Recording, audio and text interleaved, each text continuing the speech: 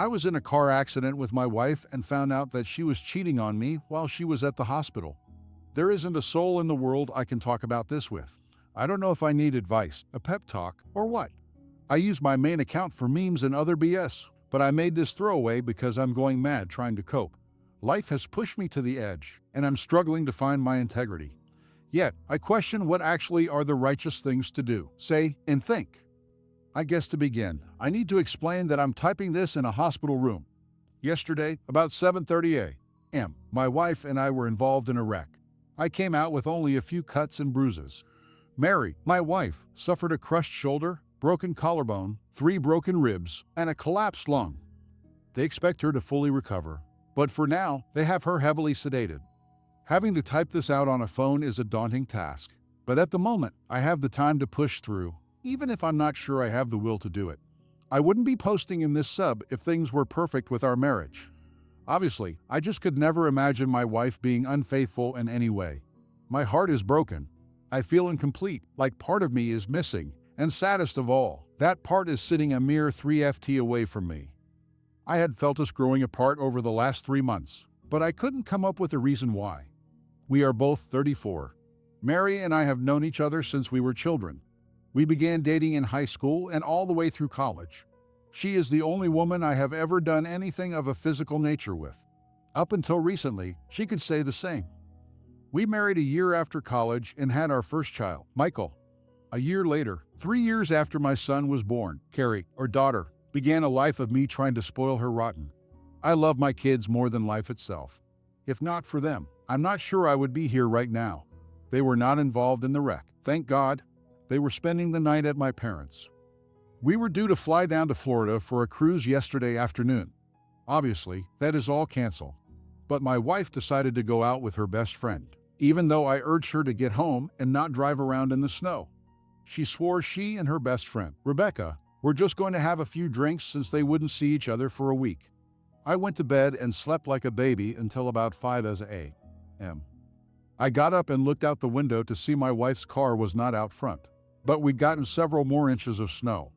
I assumed Mary and Becca got a little too drunk and crashed at her place. I threw some clothes on and got into my SUV. Before I left, I texted Mary to tell her not to drive, that the snow was too deep and I was coming to get her. It remained unread. I cannot guess how many times I have wondered what would have happened if she'd read that text. I'd still be living a lie. I'd still have a gut feeling, but I wouldn't be in the utter misery I now find myself. I got at Becca and pulled up in front of her condo. I looked at the message again, and it still had not been read. I had actually hoped Mary would read it and be ready when I arrived, but I resigned myself to the fact I'd have to go in and wake her. The front door was unlocked, so I walked in and looked at the TV room to my right. There was nobody passed out on the sofa. Rebecca's bedroom was downstairs, and I didn't want to wake her, so I took the stairs up to her guest room and opened the door. Then my life ended. I remember walking into the room and seeing 2 heads peeking out from the covers. I remember leaning down to pull the comforter toward me. I even remember seeing my wife laying her head on some guy's shirtless chest.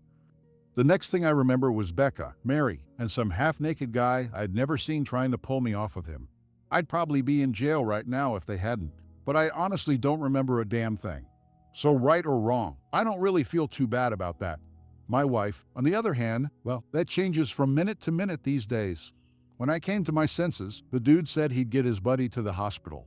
Mary bawled her eyes out while Rebecca and I screamed it out.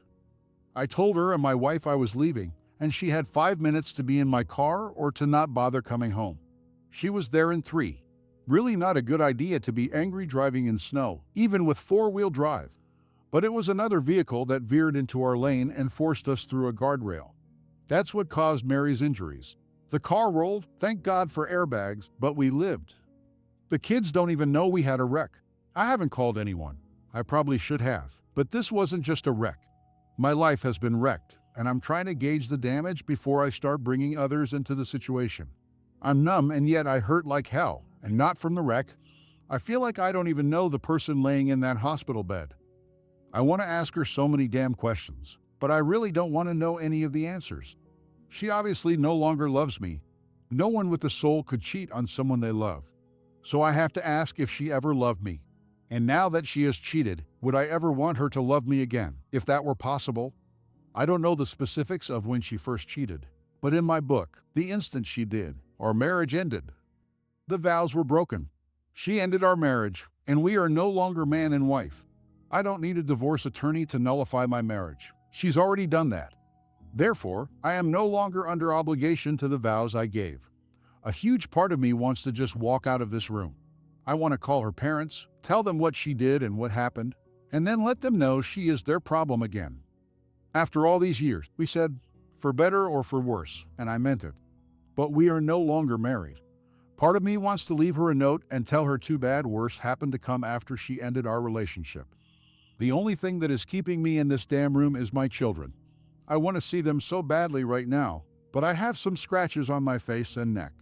They'd know something happened if they saw me. As much as I feel my wife has defiled herself and our family, my kids need her.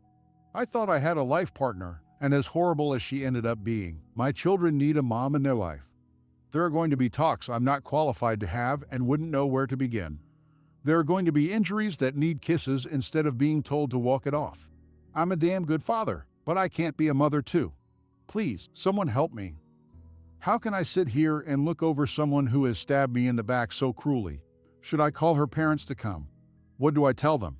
I really don't want to be here, especially with her parents. If I don't tell them what she did, they are going to know I'm pissed off. What in God's name do I tell my children? Yeah, I can tell them we were in a wreck, but I'm not the kind that can fake emotion. Obviously, my wife does it with ease, but when I loathe someone, it shows in my face.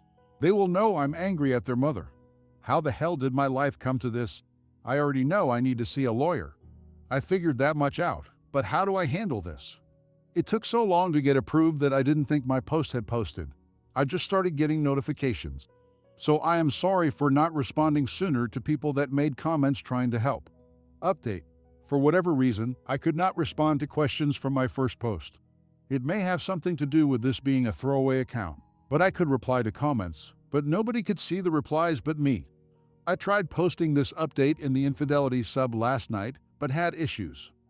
Hopefully, the same glitch doesn't happen with this update, and I can give feedback for others to better assist me.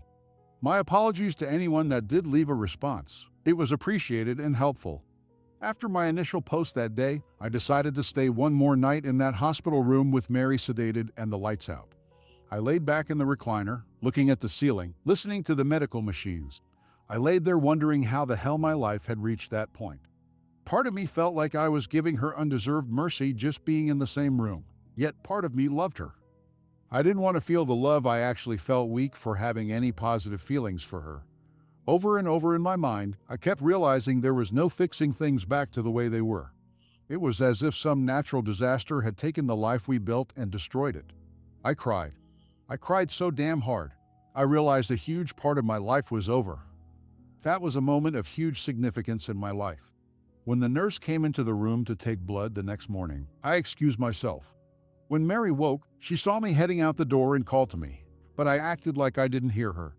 I went and got some breakfast. I haven't had much of an appetite since finding out. I tried to kill some time eating and scanning through my phone. There was a text from Becca asking where Mary was that I left unread. I decided at 7 a.m. It was late enough to knock on her parents' door. Her dad was always an early riser. I planned to talk to him first, and if he thought his wife needed to hear it, he could wake her.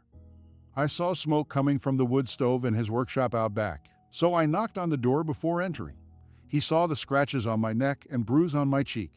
I explained there had been an accident. Mary had gotten the worst of it, but we needed to talk. I think he assumed I meant about the accident, so he woke my mother-in-law to hear what I had to say. We sat in the kitchen as I explained how going around a curve, a car in the oncoming lane veered into our lane. Having the heavier vehicle and all, we managed to keep us on the road until we hit the guardrail. The passenger side door caught one of the vertical I-beams mounted in concrete. Even with side airbags, Mary hit hard.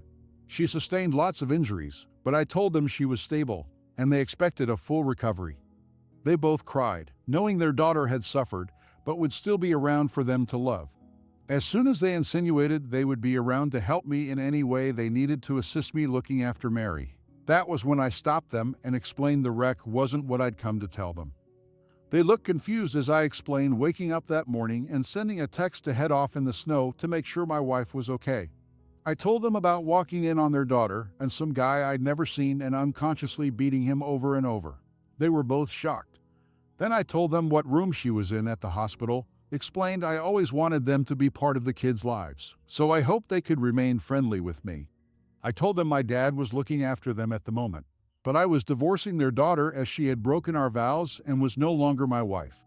I was leaving their place and driving to my dad's to tell the kids about the wreck. I was also going to tell them we were splitting up and wouldn't be together anymore. I wasn't going to tell them their mother is a cheater. I told my former in-laws that while I hated things had to end the way they did, at least I could say I wasn't the one who destroyed our marriage. In my life, they tried to tell me I shouldn't be so hasty. She made a mistake and the usual lame excuses. I just smiled and told them I loved having them as in-laws over the years and walked out. When I got to my dad's, I, of course, had so much I needed to get off of my chest. I entered through the kitchen where I found my dad having a cup of coffee. The only thing he knew was that I was supposed to be on a big boat in the Caribbean. He stood and asked what I was doing there. I just grabbed him, hugged him, and cried like a child. It was the kind of thing where he really wanted to know what was going on, but sensed he needed to let me cry it out before prying. He led me to the den and sat me on the couch to go get my mom. We both urged her to have a cup of coffee first, but she knew if I was there alone that early, I had something bad to tell them. I first explained about Mary cheating, me catching her, and leaving Becca's. Then I explained about the wreck, that it was pretty bad. I told them about Mary's injuries and explained I'd let her parents know only an hour before so they could go see her. Both of my parents were stunned. My mom finally asked me, "Now what are you going to do?" They both cried when I told them my only remaining option was to divorce Mary and be the best father I could for my children. As our conversation was winding down, I heard my daughter, Carrie, squeal, "Daddy," and come running down the stairs toward me. That woke up my son, who was also downstairs. Within a few minutes, I hadn't seen them in so long. I just spent time hugging them, happy to see them. They took a while to notice my scratches. I told them about the wreck and that their mommy was in the hospital, but going to be fine. I told them Mary's parents would eventually pick them up to take them to see her and left it at that. I spent a day playing, talking to, holding, napping with, and laughing with my children, and those two made me want to live again. Until that point, if I'm honest, I was like 5050 about wanting to go on. But they are worth living for, protecting, and cherishing. My wife's phone was destroyed in the wreck, so nobody had gotten a response for days. Early that night, I started getting texts from my Mills phone and knew they had to be from Mary. I ignored them. They continued sporadically off and on through the night. I turned off notifications. The next day, I spoke with 3 law offices about filing for divorce. I can't say I want or even need a legal divorce, but that will divide assets and determine custody of our children. What she does with who is no longer of any concern of mine. I've met with 2, and I like the latter one quite a bit. I'll meet with a 3rd-rated lawyer to see if he wows me. If not, I'm going with the second firm's top divorce attorney. Either way, I will have removed 3 top legal sources from her list of candidates, and that's a win in my book. Custody is my primary focus. I'm not going for full custody, and I wouldn't want it to if I could get it. They need their mother in their lives. But because she did what she did, she can never again be a part of my life. A goat can drop the kids off on time, wherever they need to be. There's not a reason in this world for me to ever say another word to her. I obviously never knew her, so why would I continue to interact with a stranger? I go back to work next week from what would have been our cruise. I didn't tell a soul at work we didn't go or anything about the wreck. And of course, they will be seeing me driving the rental car in question. If I got a new car, I'm not sure if I need to explain things to HR, but I don't want my personal business to be aired out for all to see. I feel humiliated as it is without news leaking out. Divorce is a necessity sometimes, but it always represents a failure. But I'm done being an anchor for a ship that is already sunk. And for those who insisted rightly to get checked for STDs, I've had a full screening. It came back clean on everything, thank God. Even that was enough to make me feel like some trenchcoat pervert when I did nothing wrong.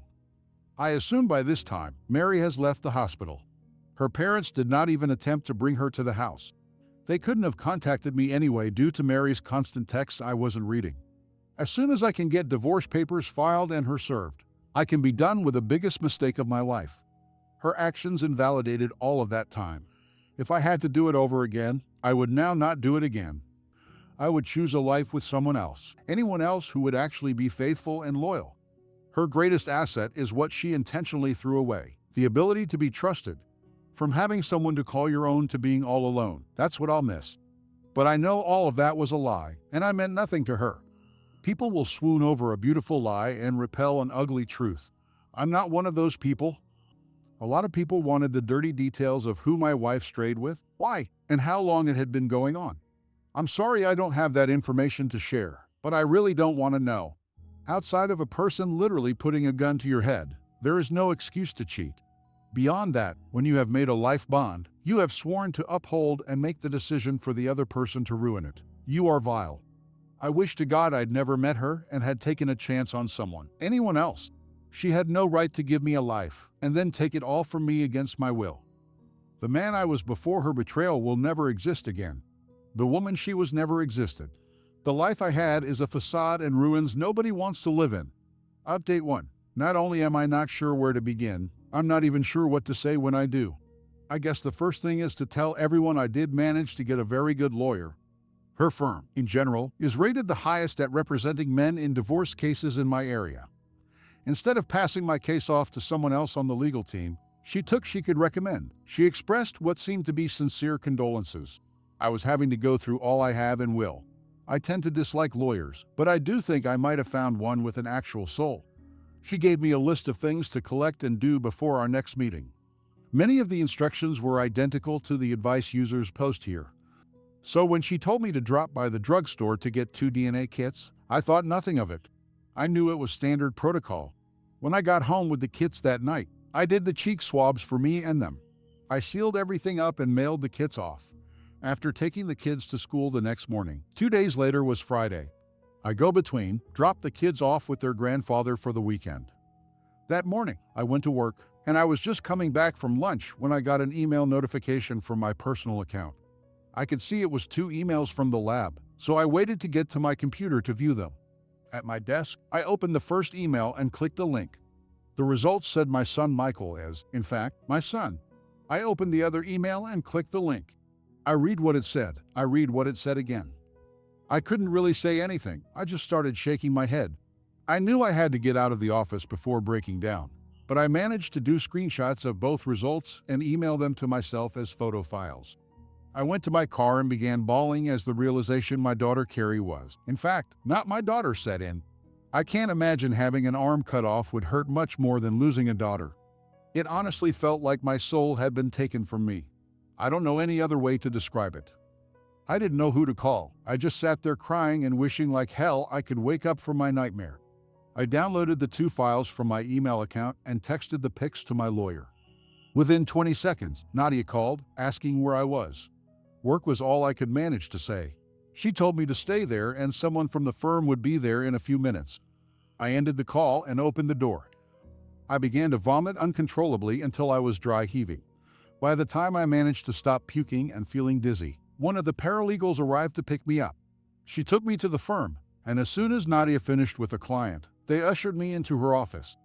The first thing she told me was that sometimes the tests come back wrong. She said she understood I was upset and had every right to be, but she urged me we needed to test Carrie and me again in a local lab to ensure nothing gets contaminated. I couldn't believe what was happening. Even after catching Mary cheating, I just assumed the DNA test on the kids was a formality. I would have never thought my wife would ever be unfaithful. But imagining she was capable of having some other man's baby, if true, who in the hell did I marry? I couldn't even confront Mary if I wanted to.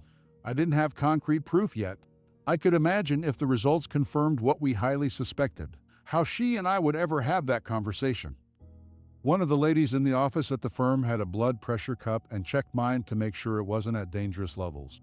It was elevated, and I did feel like I was close to a panic attack, yet I was numb and in shock at the same time. I wondered what was next. I struggled to grasp my little girl might have never been my little girl. At that moment, I was so glad the kids were staying with their mom. I started wondering if both test results could be wrong and Carrie was my daughter and Michael wasn't my son.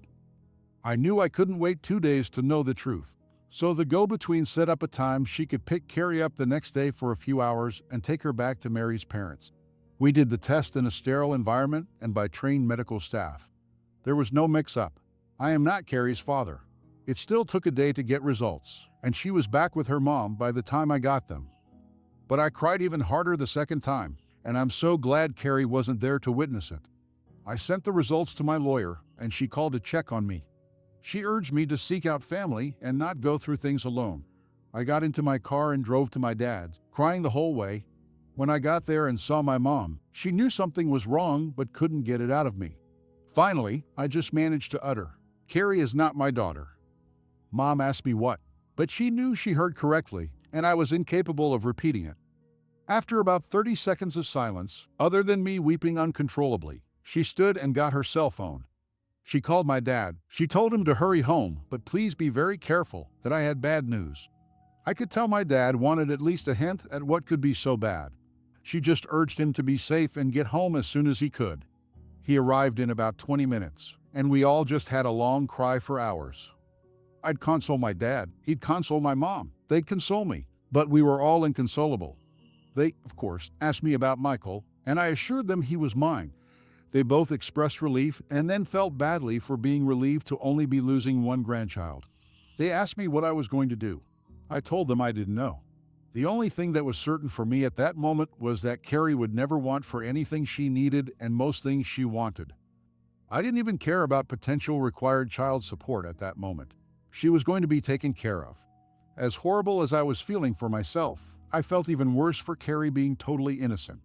Did I want custody of her? Could I get custody of Carrie even if I wanted it? I began to wonder if Mary knew or suspected. I suddenly wanted some damn answers. I met with Nadia after work Monday, and she told me she'd met with a private detective hired to follow Mary. Due to the wreck, she hadn't been out of the house to cheat anymore, so I wasn't surprised he didn't have recent evidence. But one of the things Nadia had me bring was Mary's old cell phone from out of a drawer at home. He was able to get in and access nearly every app as if he were on her destroyed phone. He found nudes sent and received to and from various guys, tons of messages and texting with enough admission of guilt in them to sway any judge. I was asked if I wanted to see any of the pictures or read the text. I declined, but Nadia and I did need to plan how I was going to confront Mary about Carrie. She thought it best to do it in her office if Mary could be talked into it. She called Mary's mom's cell in front of me. I heard Mary's voice for the first time since I left the hospital. Not got straight to the point and told her she needed to meet with me to explain a few things. My ex declared she'd been waiting and wanting to talk. She was asked if her lawyer could be contacted. Mary said she didn't have one but said she was willing to come the next afternoon to talk.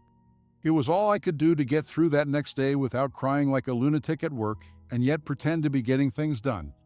I was barely able to keep lunch down, but I left at 3:00 and headed to the firm, feeling nauseous. I arrived first intentionally. I wanted her to be forced to enter, sit on the side away from the door, and unable to try and approach me. I was scrolling through pictures of our perfect family that never existed when she came in. She needed assistance walking and was still in 2 casts from the wreck. I didn't have to worry about her trying for a hug. I thought she might be playing it up for sympathy, but we did have a bad wreck. I finally wanted her just to sit the hell down so I could ask her to explain herself. Once we were all seated, water was offered, and the meeting began. My lawyer started by asking Mary if she minded us recording the meeting. She was fine with it. As soon as we started recording, my soon-to-be ex-wife began to try and apologize. I bluntly interrupted her and asked her point-blank how many men had she cheated on me with, and when did it start. There were enough confirmed hookups from the pie to know the guy I caught her with wasn't the first by a mile. She didn't know what we knew, of course, and I guess to reduce the severity of the incident before the wreck, her plan was to only admit to what she knew we knew. I asked her again, rough estimate, how many men she had slept with since our son was born. Giving that specific time frame seemed to give her a minute's pause, but she kept trying to act clueless. She still thought it was all a game at that point, and I was losing my cool. Nadia put her hand on my shoulder and gently pushed me back away from the table. She looked at Mary and asked if I was a good father. She quickly gave me a glowing review, saying she couldn't ask for a better father to raise her children. I wanted to stand and flip the table at the way she stated her children. Nadia then asked her if the other father of her child was going to be a good dad too. As Mary was asking what other father she was talking about, my counsel slid the paternity results for Carrie across the table.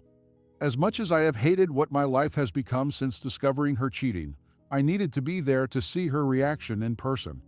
She was obviously shocked to know Carrie isn't mine, and she tried to hit me with the whole, "You're her father who has raised her." And I had to shut that down. I asked her who Carrie's father is. She looked down with a hint of shame, and I thought she might be protecting someone when she said she didn't know for sure who Carrie's father is. Mary saw me truly break down in tears for the first time. I just couldn't take it anymore and lost it. Mary was crying but asked to try and explain. She reminded me about the postpartum depression she went through after Michael was born. I did my best to be as sympathetic as I could at the time. I can say with certainty I spent every moment I could looking after my son so she could have time to herself.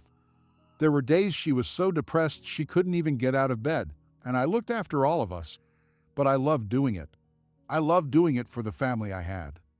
I remembered I had actually been foolish enough to think making it through had made our relationship stronger. Nope, she didn't blame it on Rebecca, but when she first got married to go on a few girls' nights out, I was relieved, if not grateful. They'd been best friends for years, but hadn't seen much of each other during the pregnancy. Mary said she got really drunk the second time they went out, and she let some guy feel her up while she gave him head. She said she felt guilty about it for a while, for months, but she began to resent not getting to be young and free to be with whomever she chose. She told us she started hooking up with guys the night she would go out with Rebecca until the night before our wreck. She'd never not come home or come home late. Over the years, she claimed she didn't want to develop feelings for any of the guys. She claimed she always used protection and never slept with the same guy more than 3 times. She said she just wanted sex. I was dumbfounded. Finding out your wife is a filthy lying tends to do that. It was like learning your life is a reality show you didn't ask to be in.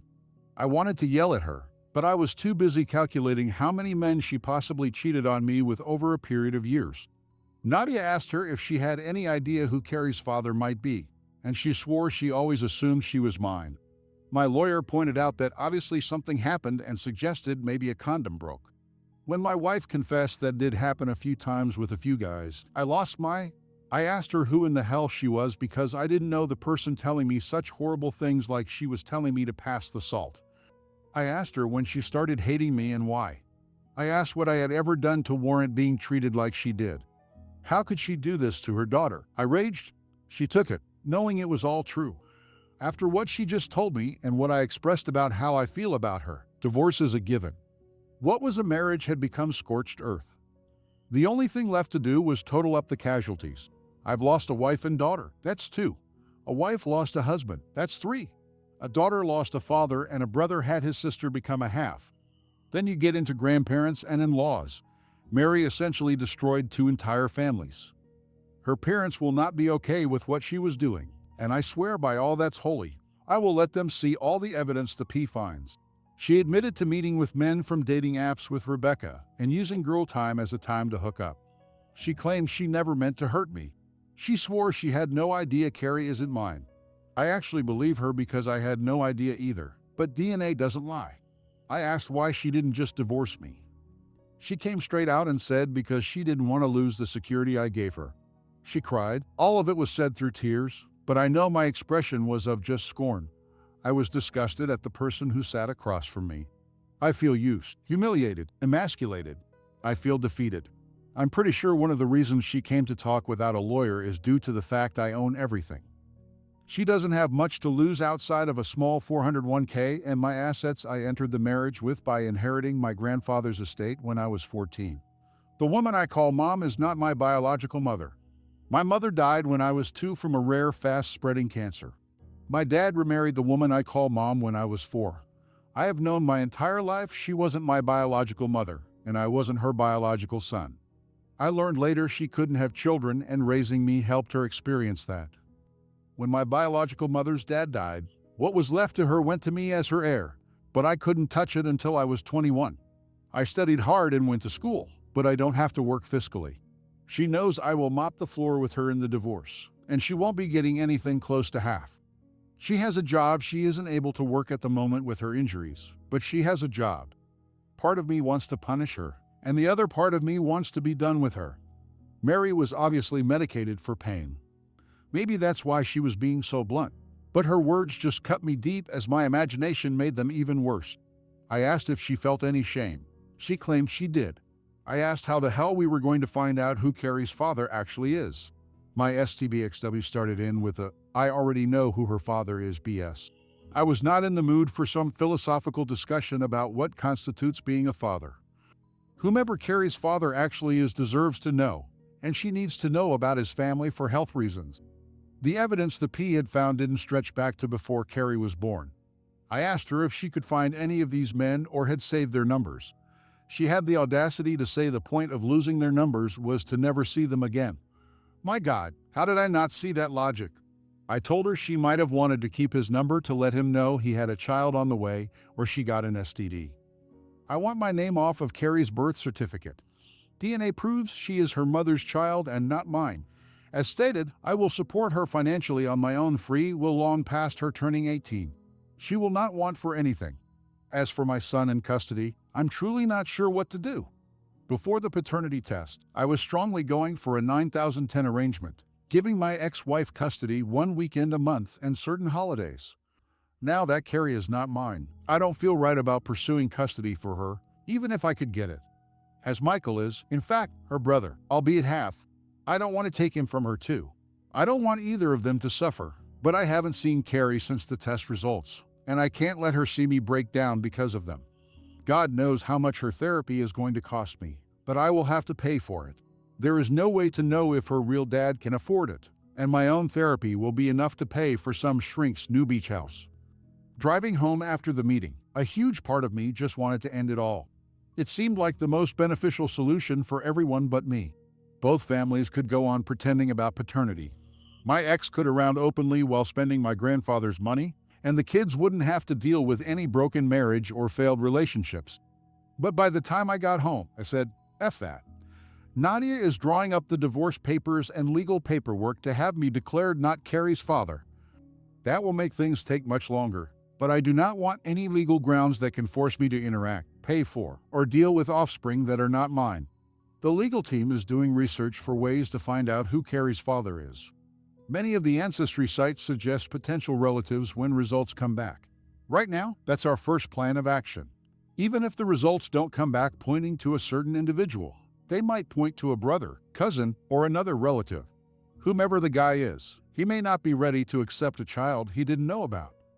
It could cause some anxiety in his life, but I doubt it will be nearly the terror I felt losing my daughter forever because she never existed. Everything is just so screwed up at the moment. Nothing is stable. Chaos is a daily burden at this point. The kids come back to the house Sunday afternoon. I've never wanted to not see them before, but I know many inevitabilities will happen. I cannot be prepared for when she sees me and wants to hug her daddy. I'm not even sure how I'll react. Hug her and cry like a baby, knowing she has not ever been truly mine.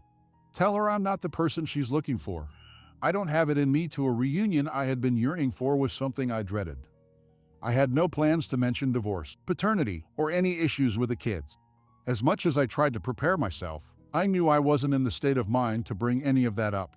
My goal was for things to go as normally as they could, like the other times they stayed with grandparents while Mary and I were on vacation. That's what I wanted.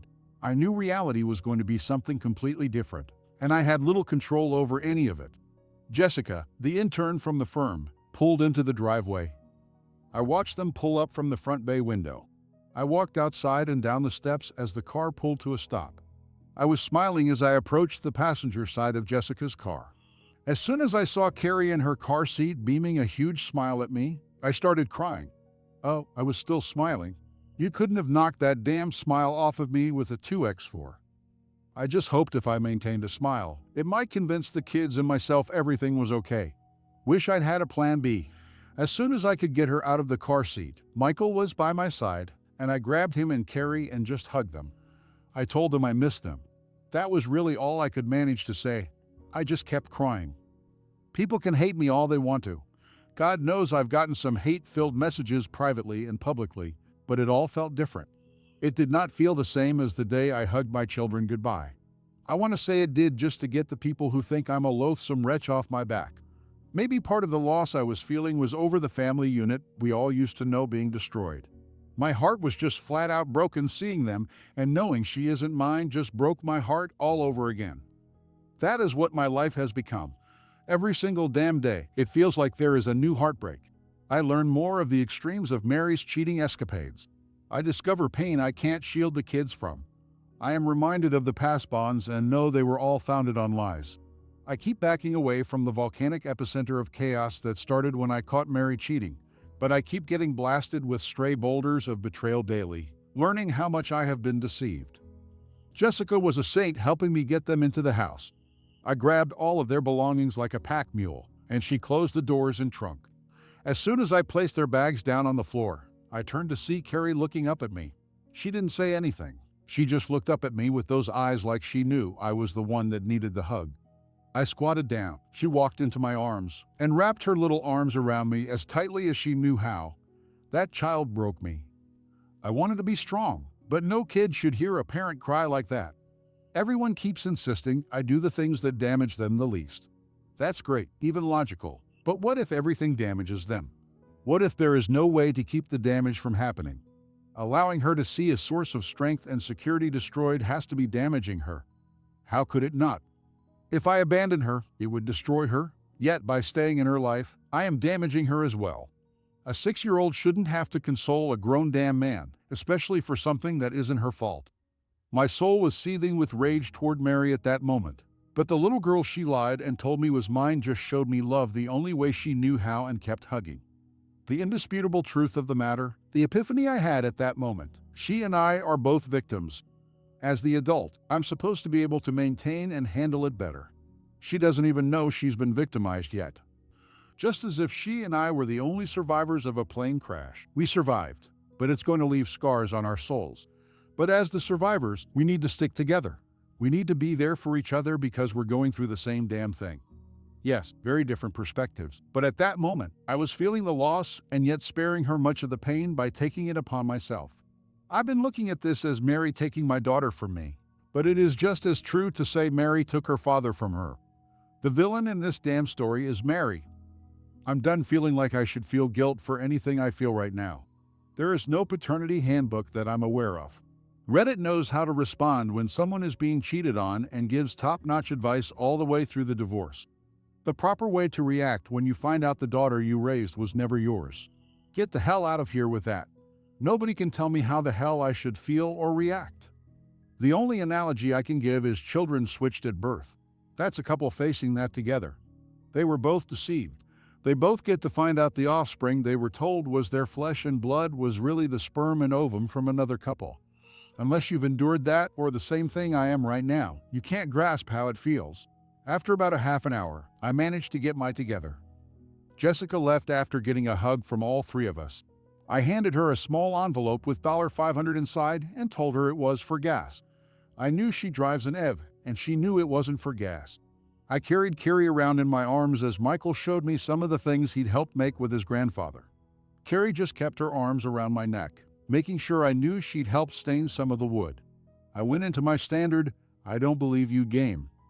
Michael joined in, and that devolved into a tickle session. First for Carrie, then Michael.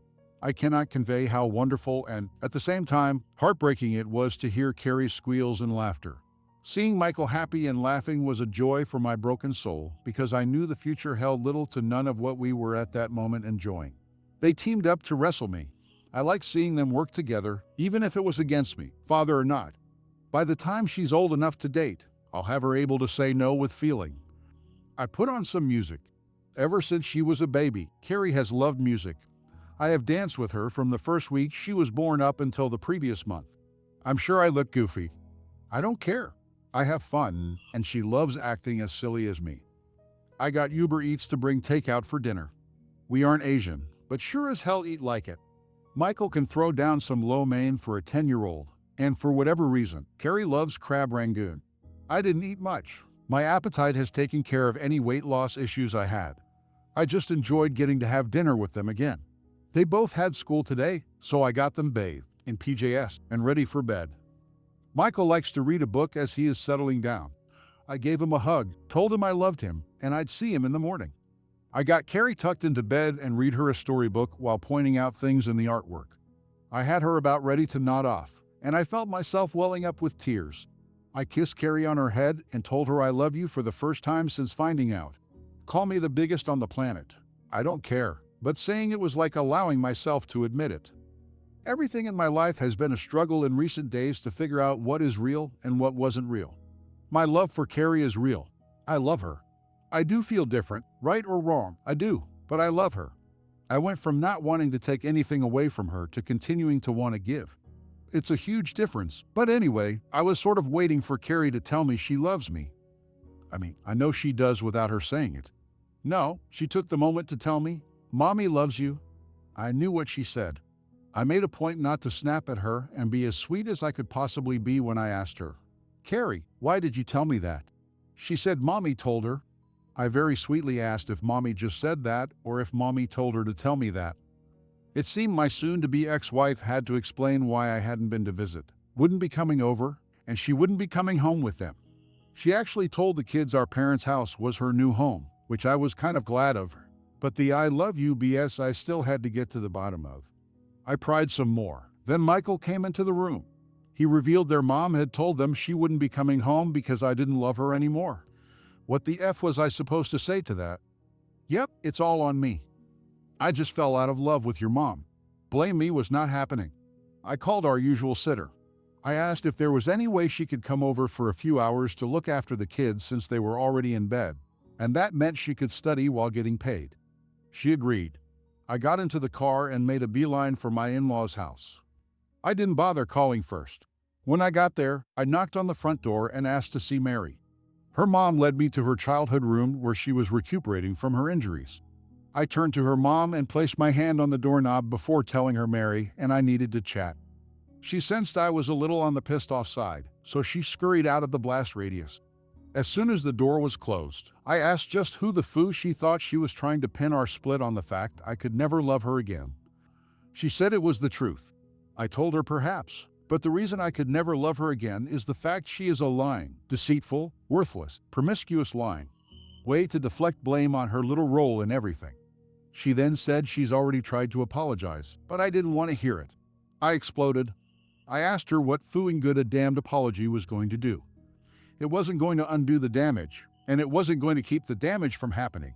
And in spite of all of that, I didn't believe she was truly sorry for what she'd done.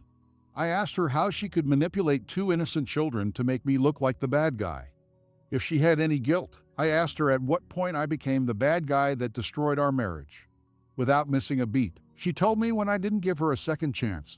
Not going to lie, I stopped her and asked how much pain medication she was taking and if she was drinking alcohol with it. That was the only logical way I could see her thinking a worthless lying deserves a second chance, mercy, to be treated with dignity and respect. Nope, she lost all of that by her own actions. Again, I don't even know who my wife is anymore. It's like she's been possessed by the ghost of Caligula or Charlie Sheen. My beautiful, virtuous wife was replaced by a soulless hookup harlot.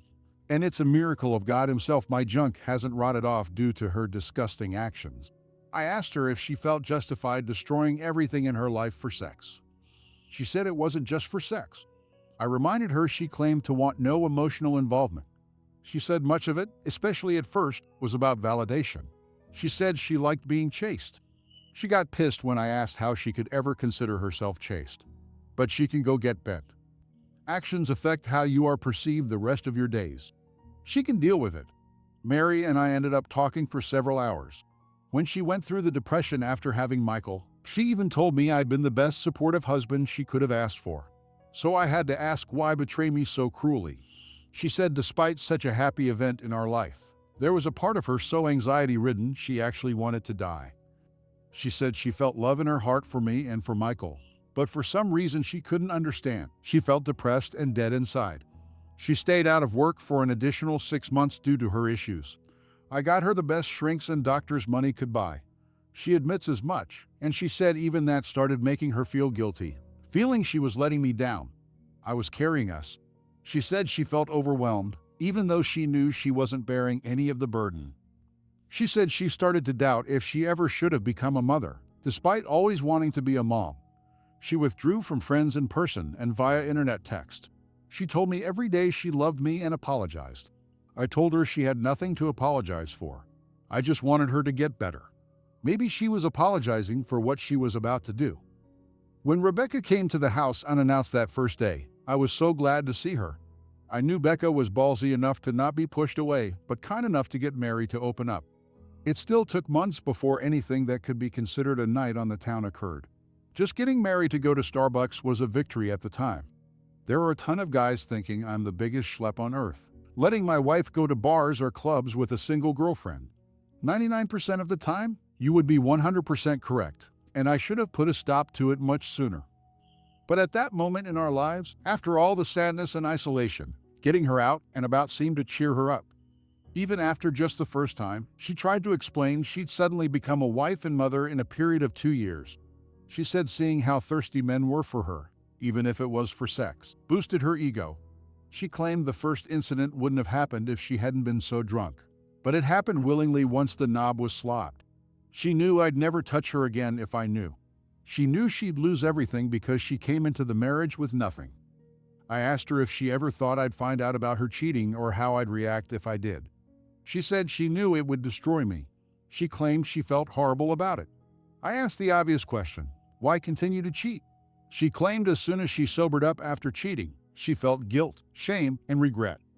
I did remember her being really sad for a week after going out the first time Rebecca came over, and the two of them talked for hours alone. From that point for months, I had the old Mary back. She revealed she told Becca the day she felt unworthy of me because of what she did.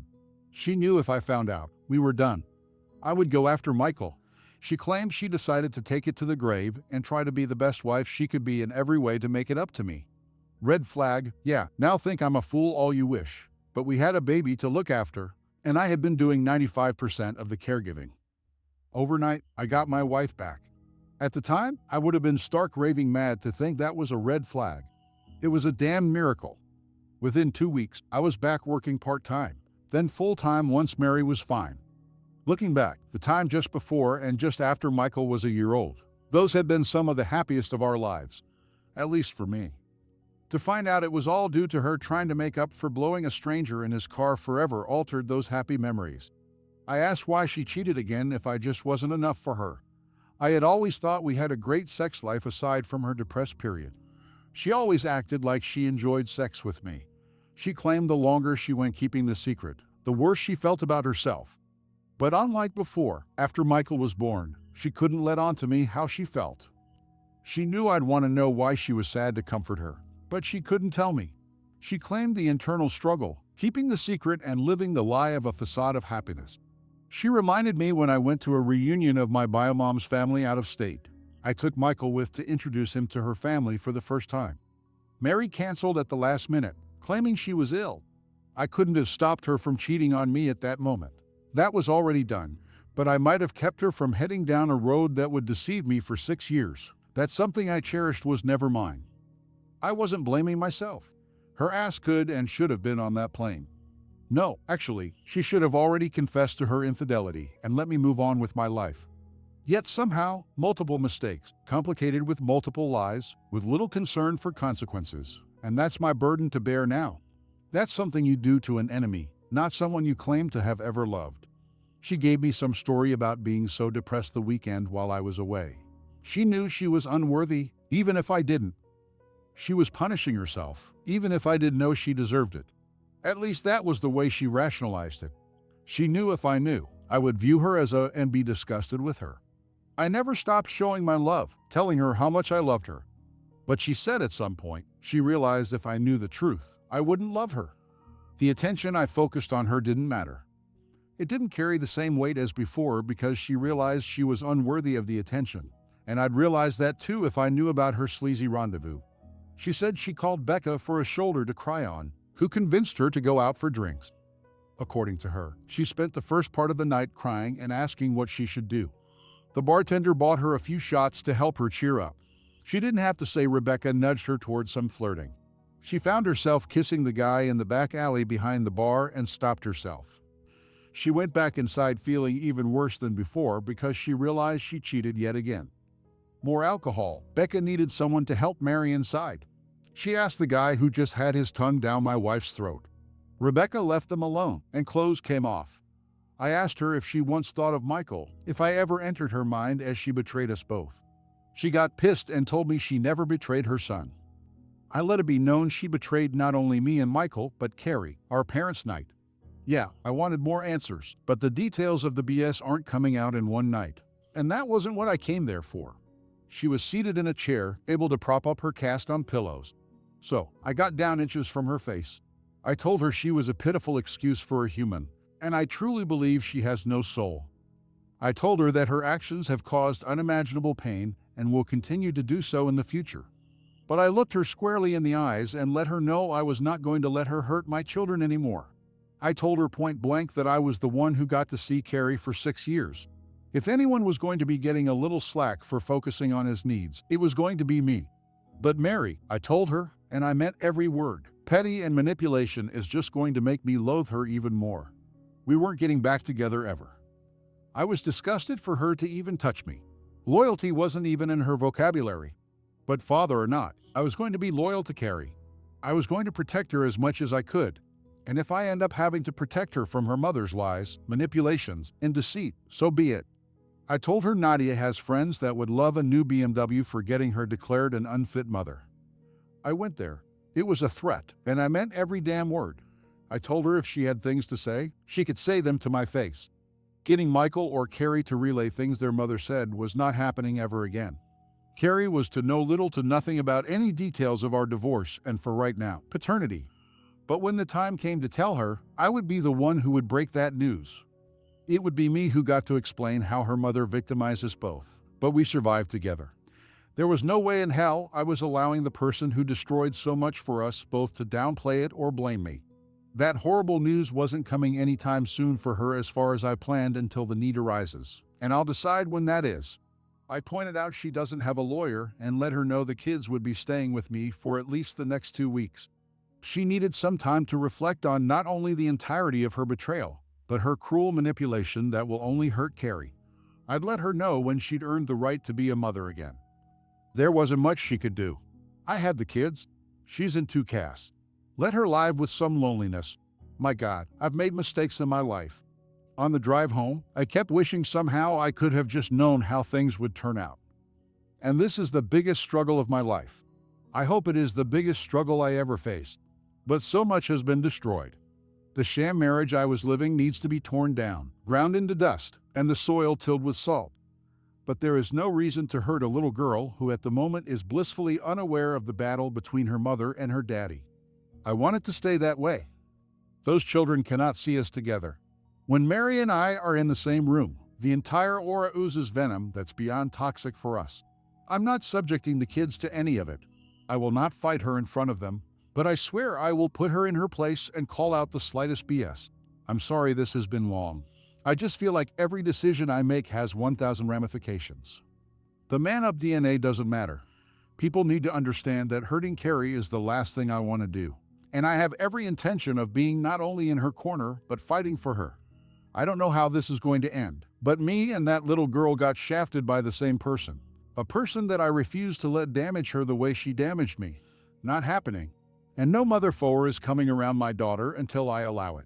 That won't be Mary's decision either. If I check his background and meet him, I'll make that call. If the day ever comes, until that point, my son Michael, my daughter Carrie, and I are weathering a storm. I've managed to shield them from what's coming. I will shield them from as much of the shrapnel as I can. But our souls are all going to bleed a time or two before this is all over.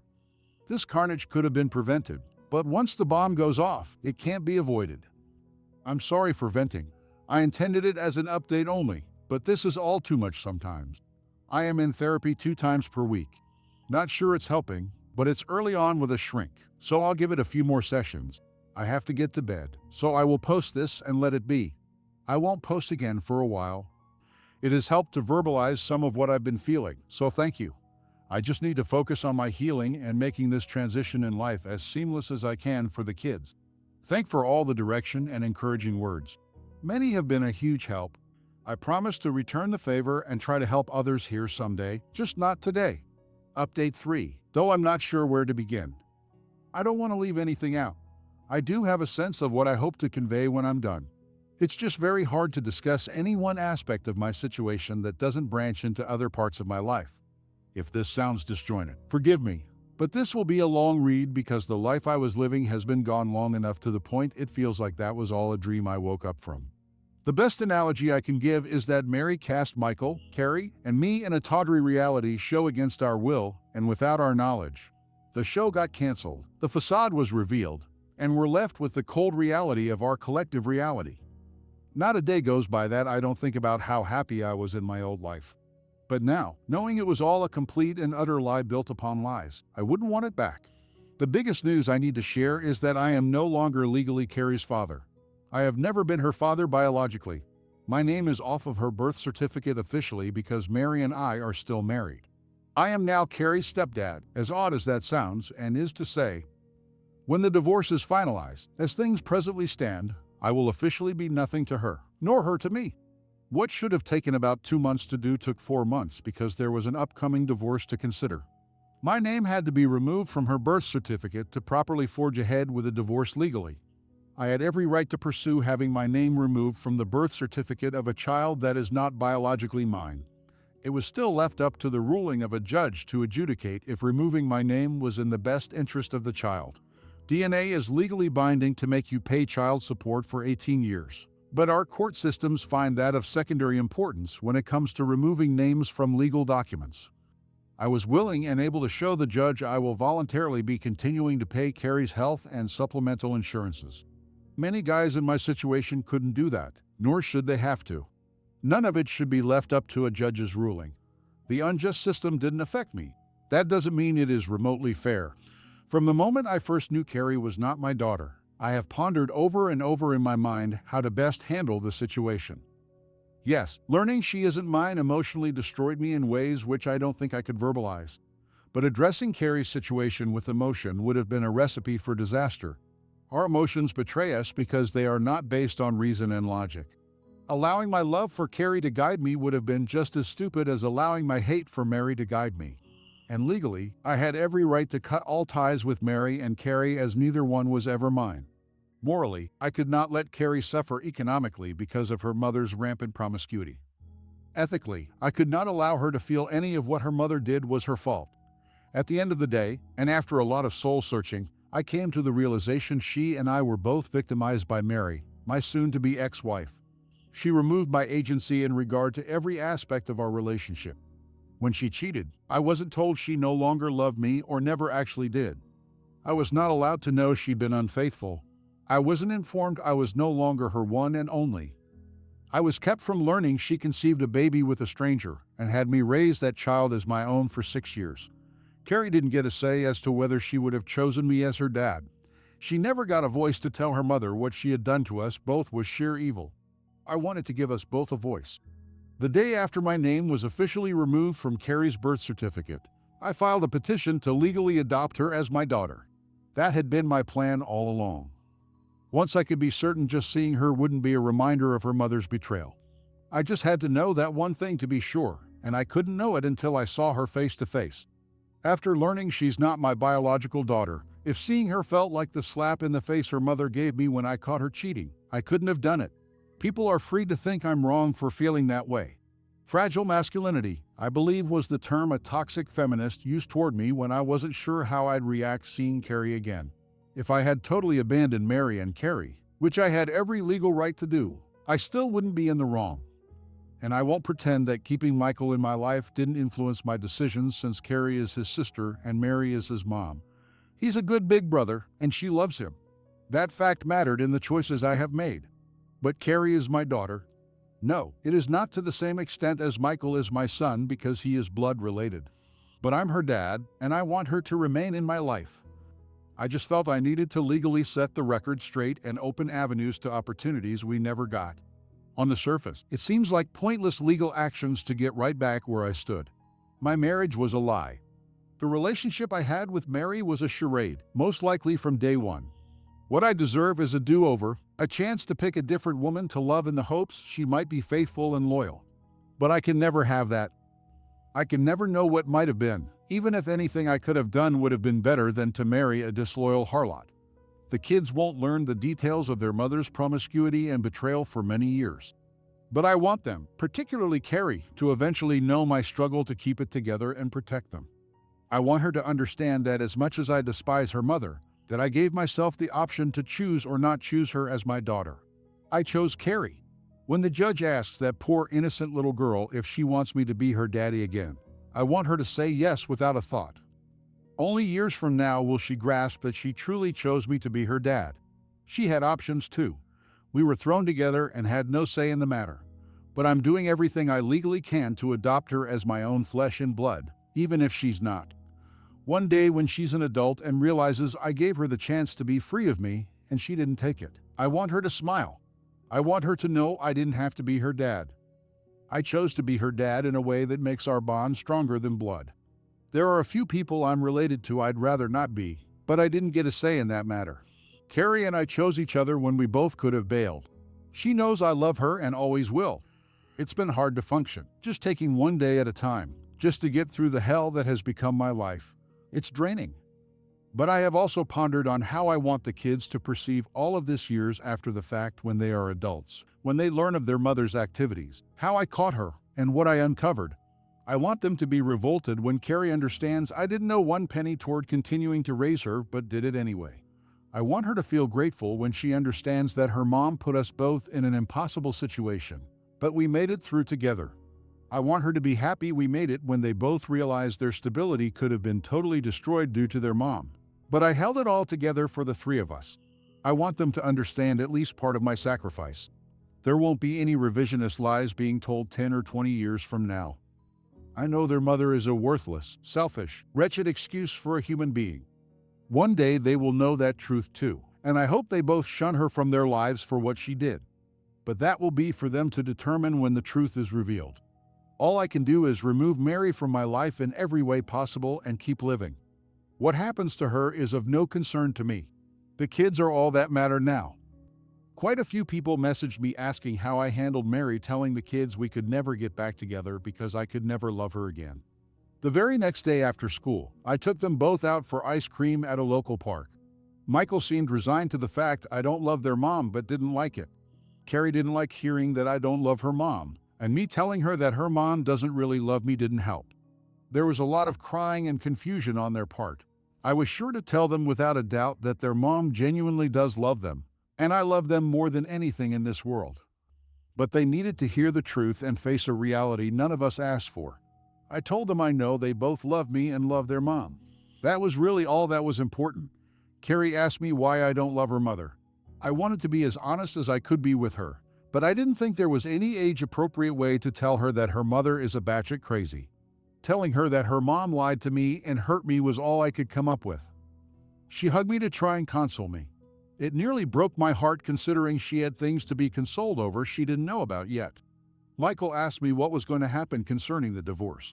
I told them that they would live with me and I'd look after them in their home during the week. I explained a court would figure out what weekends they would stay at their grandparents' house with their mom. I promised them their mother, and I would keep our arguing between us from that point forward. I explained she and I had a long talk the night before after they got home. Carrie said she wanted her mother to stay with us. It hurt me to tell her that was never happening ever again under any circumstances. But she had to be told. She said her mommy had said she wanted to come back and stay with us. I looked her straight in the eye and told her I have no doubt their mom would like to keep staying with us. I told them both that it was impossible for me to explain at that time, but their mother had betrayed all three of us. I said they weren't old enough to understand at that moment, but I promised one day I would tell them exactly why I felt their mom didn't deserve to live with us anymore. Carrie seemed to accept it more than Michael, oddly. He began to ask how old he had to be to know what his mom did. He didn't like it when I told him it had nothing to do with age, but instead a maturity level. He said it was a cop-out. I didn't argue with him. I said I wanted them to love their mom and treat her with respect, because as far as they know, she has done nothing wrong to them. They will know someday. I will leave letters to them in my will if I have to, just in case Rebecca is banging some ex-con who is willing to kill me. Barring that, I will tell them myself when they are old enough, knowing it will negatively influence their opinion of her. I have a feeling they will soon see a version of their mother that will do much of that for me. One day, they will know what she did to all of us. But we stuck together and made a decent life for her three biggest victims. I'm not capable of faking it in front of them and acting like their mom means anything to me. Their mother is completely repulsive in all ways. If she died, I would not shed one tear for her vile soul as she splits hell wide open. She deserves it. I hate her for what she has done to me and the children. I hate her for what she has allowed herself to become. I hate her for the stress and tears she has brought to our extended families. She deserves no forgiveness, chances, and least of all compassion. I don't consider her injuries in the wreck karma, just pain and suffering. She deserves true karma, would have figured out a way to not ruin my car, and would have done a lot worse than the injury she got. I heard through the kids their mommy was having pins removed from her shoulder the next day. I didn't tell them. I hoped they used a strong electromagnet to do it, but it was hard not to. A few weeks after our talk, the kids came home from their grandparents' house with a letter via my son. It was sealed in an envelope with my name on the front. I couldn't throw it away in front of the kids, so I just placed it on the counter with the junk mail. After I got the kids to bed, I passed by the letter and decided to read it. Mary started out apologizing to me for hurting me, claimed she never meant to let things get that far, forgot who she was and wanted to be. She apologized for hurting the kids. As much as I despise her, I had to give her credit. If she'd stopped there, I might have given her a bit of respect. Then she wrote that she still loved me with all her heart, always has, and always will. I needed to laugh. I really did, because I knew she actually believed the BS she wrote. That's what made it so funny. But when I kept reading, she claimed that's why she didn't want to develop feelings for any other guy, because her heart belonged to me. I wanted to laugh. Couldn't she? She couldn't give her body to others if she loved me. She couldn't have done something so hurtful if she loved me. Phone calls, emails, and texts for another man to raise. I can say with 100% certainty, I would have rather she had thousands of emotional affairs and kept anything from ever becoming physical. The fact she doesn't grasp that about me screams, I never knew you. She chose the worst of two evils in my eyes and never knew me well enough to know that. I read many of the posts written by others here. I have yet to read that anyone so said things never got emotional. That's essentially what she's claiming. Yet she doesn't grasp she's admitting to living the last 6 years of her life as little more than an unevolved hedonistic rutting pig. That's how unintelligent animals behave, unable to control their sexual urges and behavior. She understood her acts were wrong, and yet felt somewhat validated for what she did in the way she did it. Until that letter, I had little insight into how she perceived things. She did eagerly with no conscience. The depths of depravity she not only condoned but welcomed removed every ounce of attraction I have for her. I'll forever have mind movies in my head because of her. They were bad after only catching her with that random guy. They got worse after she admitted to cheating with enough men to fully staff an aircraft carrier. But when the pie showed me the recovered texts, pictures, and videos from her old phone, it broke something in my psyche. It's like I was married to Pornhub for 6 years. Anyone that finds out their significant other had a one-night stand, I sympathize with you so much. People that learned their so was having an affair with someone, my heart breaks for you. But I can't put into words what it's like to know the love of your life was being defiled like the sleaziest prostitute of ancient Rome and enjoying it. I cannot picture Mary in my mind now without imagining ejaculation all over her face. She disgusts me that much, and that is how debased I will view her forever. No amount of emotional bonding with someone else was ever going to make me think that horribly of her. Unworthy in an instant that she turned into a 6-year time bomb. The motion to adopt Carrie was the second or third biggest thing Mary had to worry about the day I filed paperwork at noon. A sheriff's deputy showed up at her parents' house to serve her with the divorce papers at 10 minutes past noon. Another deputy showed up to serve her with paperwork due to the civil suit I filed against her. The calls and texts from her parents' phones went unanswered and unread. Calls to my lawyer were met with urging to get her own legal counsel to get the ball rolling. That wasn't what she wanted to hear. I'm told she screamed and yelled at several staff members that day. Nadia eventually told her that the divorce would proceed like it or not. Any further harassment to her or her staff would be severely dealt with. I kind of wish Mary had kept pushing. Orange was never her color, but what she's done should truly be criminal. It was over a week later that a lawyer representing her phoned Nadia, and they had their first discussion. He asked if we were serious about the civil suit to try and recover expenses incurred raising a child that isn't mine. Nadia assured him we were going to try and recover every cent incurred due to paternity fraud. She neglected to tell him none of it is about money. Even if I win, the odds are high I will see little or none of what any court awards. But if I win, it will be money coming out of any and every paycheck going to me until paid in full. It would be a costly reminder and punishment for what she's done. And even if I lose, she has to pay a lawyer to represent her, and that's more expenses she can't afford. He said he understood the vast majority of assets, including the family home, were mine long before we married. But he urged that we couldn't honestly expect to get custody of both kids, have her pay child support, and for her to live with no spousal support after a severe accident. Nadia told him his client had been unfaithful in the marriage long before the wreck and that she picked a bad time to get caught. She informed him our goal was to make it as painful for Mary as possible. Her car was the only item of any value in her name, which was in her possession, and she could keep it. Mary was allowed to keep her retirement savings as her own because my portfolio dwarfed hers. She wouldn't have even had that 401k without my urging. She put in the maximum allowed each pay period. She never had to contribute to any utilities. Buying her own car and paying her own insurance was her only expense. The rest of her money was her own. Now she gets to live on it. I know she's already feeling the financial pinch, and it's just going to get worse for her. If I win the civil suit, Starbucks sales will plummet, but it has to be done. I just don't think she ever expected I'd go to the lengths I am. As far as cars go, I drove her car around for a few months after my car was wrecked.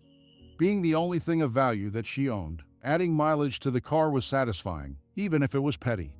But I bought a beautiful new SUV and got my buddy to follow me in it as I drove Mary's car to her parents. I left the key in the mailbox with no idea when she'd be able to drive again. Given her past, I was sure she'd be on the hunt for Strange D as soon as she was able. I hoped living with her mom and dad was making her feel young and free of responsibility. However, having random men come sleep over at her parents' house is just tacky.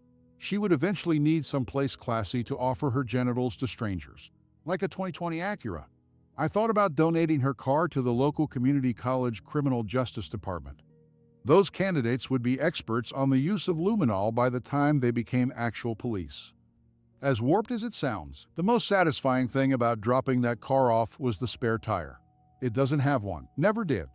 That was a major point I gave her when she asked my opinion about purchasing the car. I remember her saying all sweet and cute she had me to call if she ever got a flat. It was all I could do not to leave a note under the trunk mat saying something like, "Bet you wish you had a spare now." But I'm sure eventually she'll get the message all on her own. A few days after the lawyers spoke on the phone, they met in person to discuss things. Her side wanted a meeting to discuss the car situation.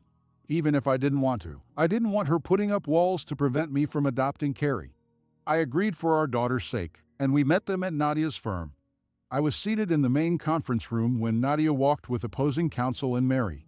I had never truly understood what people meant when they said someone looked rode hard and put away wet until that moment. She looked horrible. For quite a few minutes, I thought my eyes were just deceiving me with some sort of blood rage hatred hallucination toward her. It wasn't until Nadia gave me a side-eye glance due to my ex's appearance that I finally knew I wasn't tripping. She'd lost weight to the point that the sides of her face were ever so slightly concave. She'd never been fat, and she shed the baby weight both times with ease.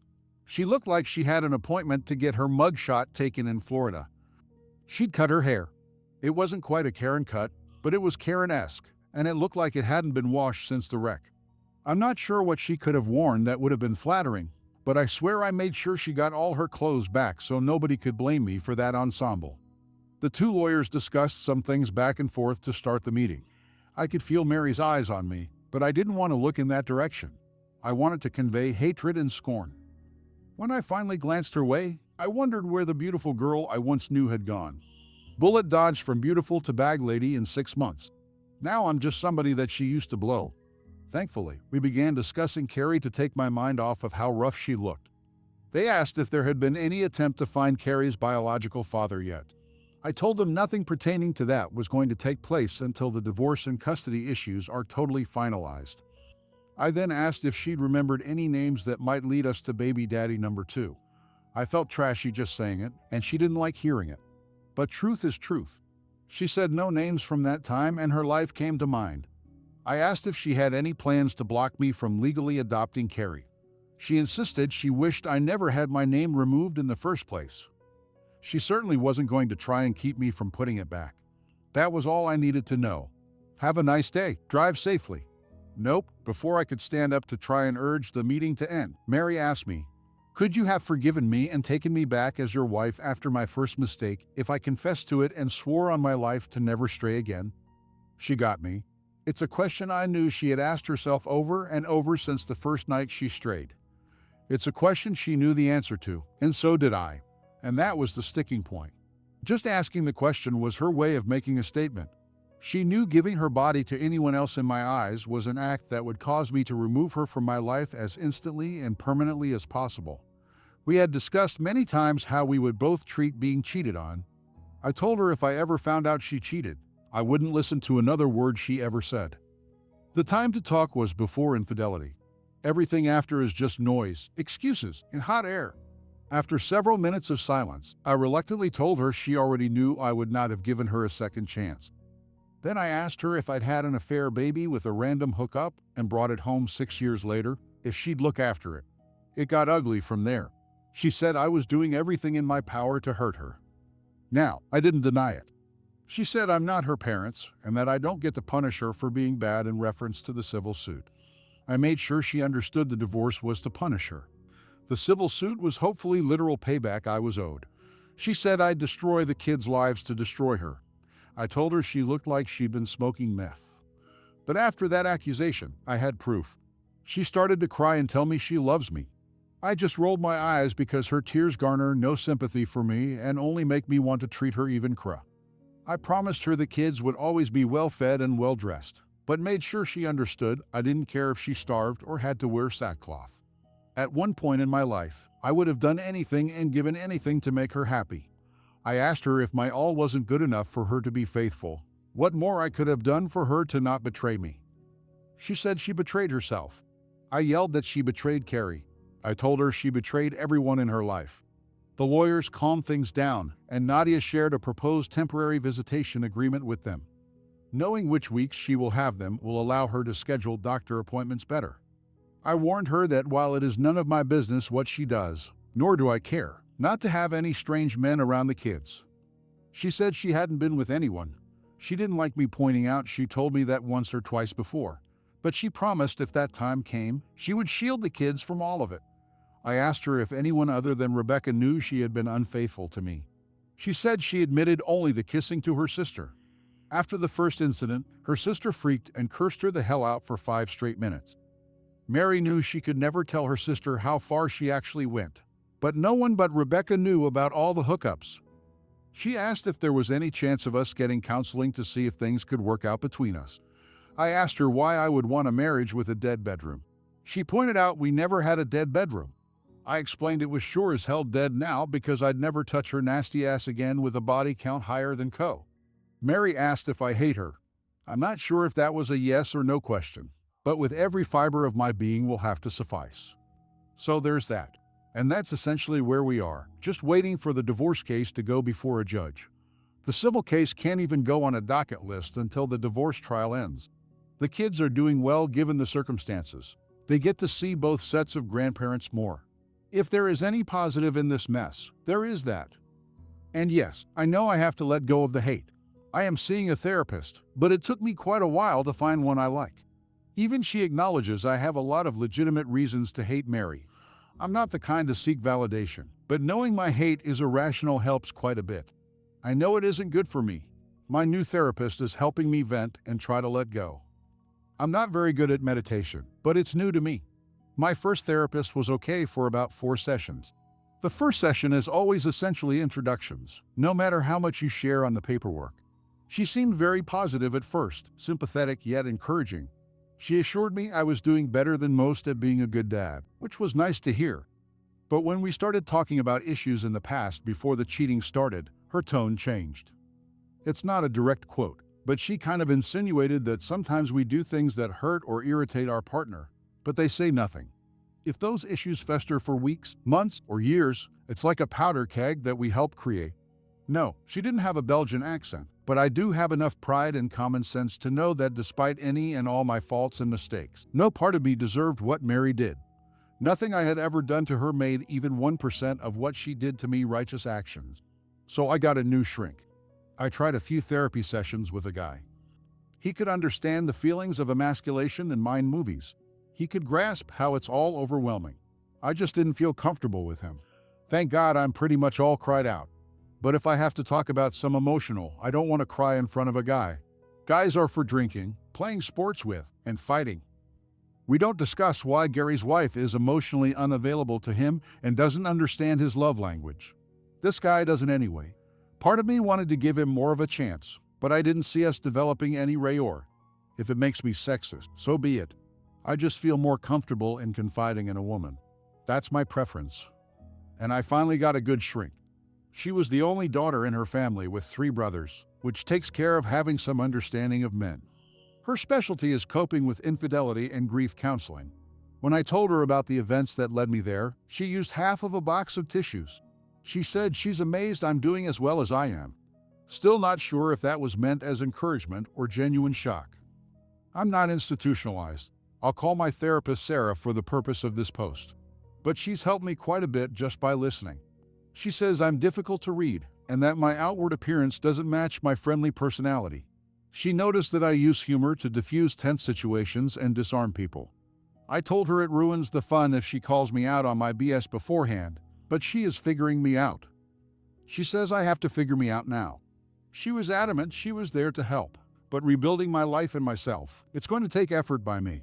I can't just pay someone else to do the work for me. I'm going to have to take stock and see how genuinely damaged I am, repair what I can, amputate what I can. It's going to hurt even more than I've already hurt, but I have to come to peace with all I've lost because it's not coming back. The kids see their own shrink 40 minutes with each, and then 40 minutes with the 3 of us twice a week. They've been doing great. The therapy is allowing them to come to terms with the inevitable. I was a little concerned how family therapy was going to go due to how I feel about their mom. I've been silent in sessions when they have expressed missing their mom or wishing we were all still together. I thought about showing them on the doll where Mary hurt me, but dolls don't have a soul. Sometimes I don't feel like I have one anymore either. I have gone out of my way to try to be sociable and lean on friends. But given what I have ahead of me, small talk feels too trivial. I know friends are tired of me venting. I've tried to not go on a rant, but the betrayal still eats at me. It's still always at the back of my mind. Then, of course, if we go out for drinks, they are pointing out this girl or that girl. Like I know they are conventionally pretty, but I have no interest in getting to know them. And unlike my wife, the hygiene issues alone would prevent me from doing any hookup activity, even if given the chance. Rest assured, none of these young ladies has left any of the establishments suicidal because they couldn't bed me. The lack of interest was totally mutual. Nobody loses. But this hasn't just affected the way I look at women. It's changed the way I've looked at people. I feel like I'm second-guessing everyone's identity and sincerity. Before all of this, Mary was someone I truly admired. It makes me question the other people in my life, both male and female, that I've admired over the years. She hasn't made me a misogynist. She turned me into a misanthropist. Despite any shame or guilt she feels for what she's done, I know carnal activity again with the next guy will be easy for her. She'll start eating better, gain some weight, and guys will be hitting her up in no time. My point is she'll move on sexually with ease. I can't do that. I won't do that. I already feel filthy inside and out knowing all the sperm, ball sweat, spit, and stink from other men she subjected me to. I feel she's defiled me because I've been with her. I feel tainted. She didn't just kill any desire for her. She's killed any desire I have for sex at all.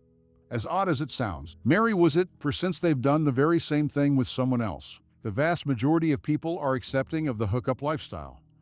Mary's hookup numbers wouldn't be all that abnormal for the typical single woman these days, and I think most guys would behave that way if they could. I couldn't and wouldn't, plus obviously never wanted to be with someone who ever has. Part of me feels Mary wasn't forthcoming about her infidelity just to spite me for what she knew would be my stance. When I said it felt like she was making a statement, that's the statement it felt like she was making.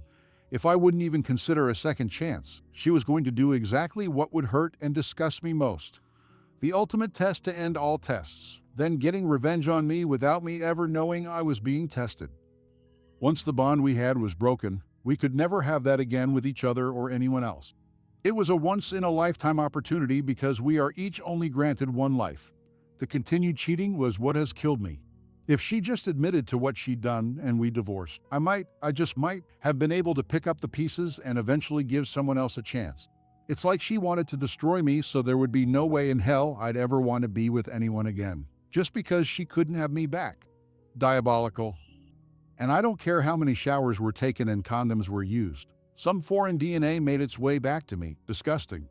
I hope her genitals rot out.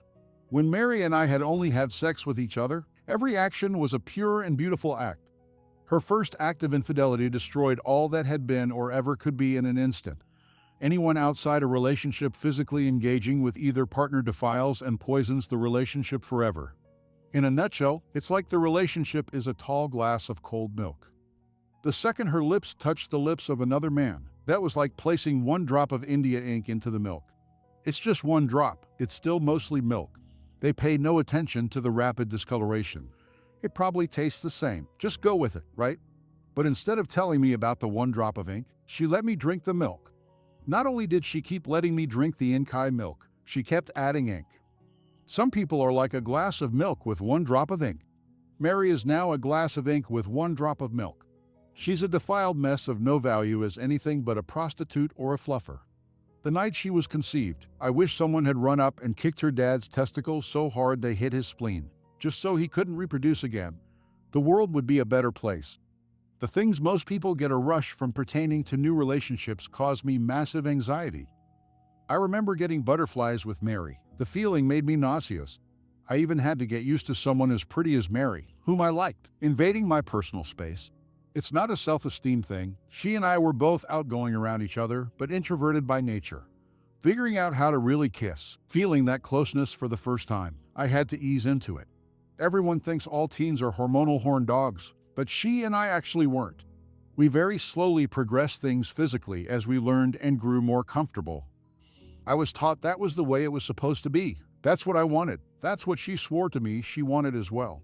The thought of trying to be intimate with someone new makes me cringe.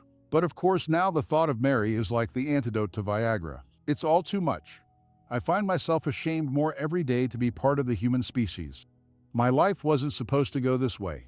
We had so many beautiful moments awaiting us as a family, but memories are destroyed, and those moments will never be. At the end of the day, I loved Carrie, but I had to let her go because our relationship was forced upon us from day one against our will by adopting her. I'm telling her if given the chance, because I have given myself the chance, I'll choose her as my daughter all over again. When the judge asks her if she wants me to adopt her, it will be her with all that love for me returning full circle, things set right or as right as they can be. I can never be her father. That title belongs to some guy walking around not knowing he has a 6-year-old daughter. But I'm the only dad she will ever know, protect her and provide her long after any legal obligation would have lasted. I've done what I had to do to keep my sanity, even when others question my actions or accuse me of being cruel. I've done what I thought was needed to allow Mary's 2 biggest victims to stake their claim to what was never truly theirs. I've made mistakes. How I've handled things I won't know there were mistakes until much further down the road. But I've done my best. I will try to do another update when I can. Once more issues are finalized, I apologize for the lapse between updates and the length.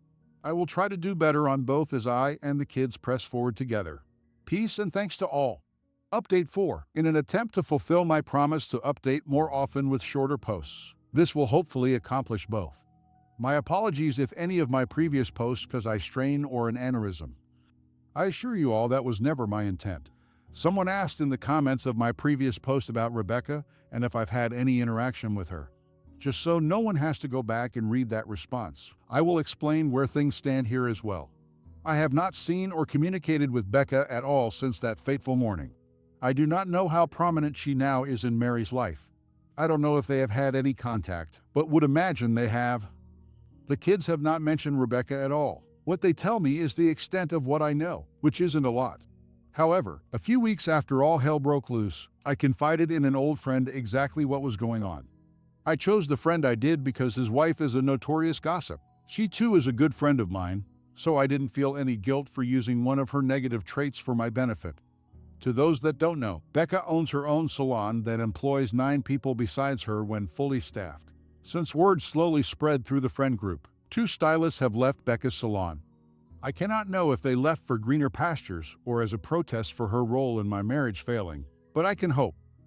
When things are finalized, I will be airing her dirty laundry freely and often.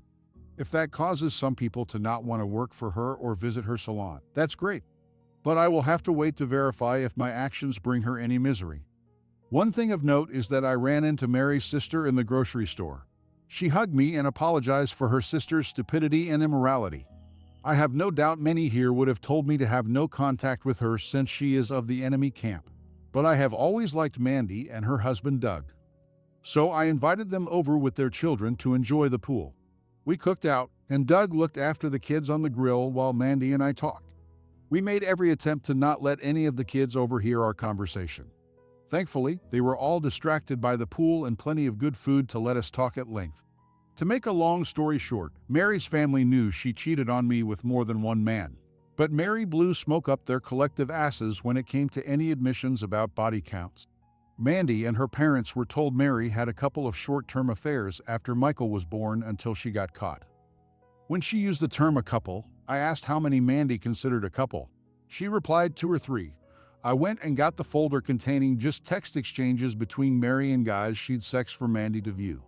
As she perused through the pages, I explained we were able to verify 47 different guys Mary had engaged in sexual activity with since Michael was born. I made sure to explain that those 47 were just the tip of the iceberg since we knew she had often arranged ons via various phone apps. Mandy didn't know what to say when she heard Mary's verified body count. She wanted to immediately call her parents to inform them and to curse her sister out. Mary's lack of being forthcoming about the number of men she cheated with was enough bad news to wrap her head around. Then I put 2 and 2 together and realized nobody in Mary's family had yet been told I am not Car's father. I'm not sure who was more pissed off about that fact, Mandy or me, but Doug had to stop grilling to attend to his wife due to the tears she couldn't hold back. She walked around to my side of the picnic table and gave me a hug as she told me repeatedly she was so sorry. Doug was stunned. He gave me a pat on the back after making sure Mandy was okay and told me we'd go out for drinks later that week. My soon-to-be ex-wife may be a piece of dog, but her family and the people that married into that family seem to be as good as gold. But I will continue being cautious about how much trust I allow. I filled her in on what actually happened that morning and how I came to find out paternity results. She was stunned to say the least. When she told me she wished I'd punched Becca squarely in the nose, I had to ask Mandy's opinion of Becca. Mandy said she never liked Rebecca, even as kids. Mandy is 4 years older than Mary, Becca, and me. She was a senior when we were freshmen in high school. Mandy said that more than once she caught Becca stealing makeup from her room, but was unapologetic. She said she despised Rebecca because she'd always been manipulative and loved causing drama for others. She even told me she'd try to be a big sister role model for Becca, especially after Rebecca's dad divorced her mom. But Mandy said she'd always been an ungrateful little who wouldn't listen to anyone. I asked if she knew Mary actually wanted Becca as her maid of honor initially. She never said yes or no, but the profane stream of consciousness let me know she was unaware. I filled her in on things Mary had told me via letter and in the company of attorneys. She was as shocked over Mary's reasoning as much as anyone. She stated their parents hadn't raised them to be like that. She said her sister had declared she never wanted to be with anyone but me long before high school. I'm not sure if that means Mary was deceiving herself from a young age or feelings changed.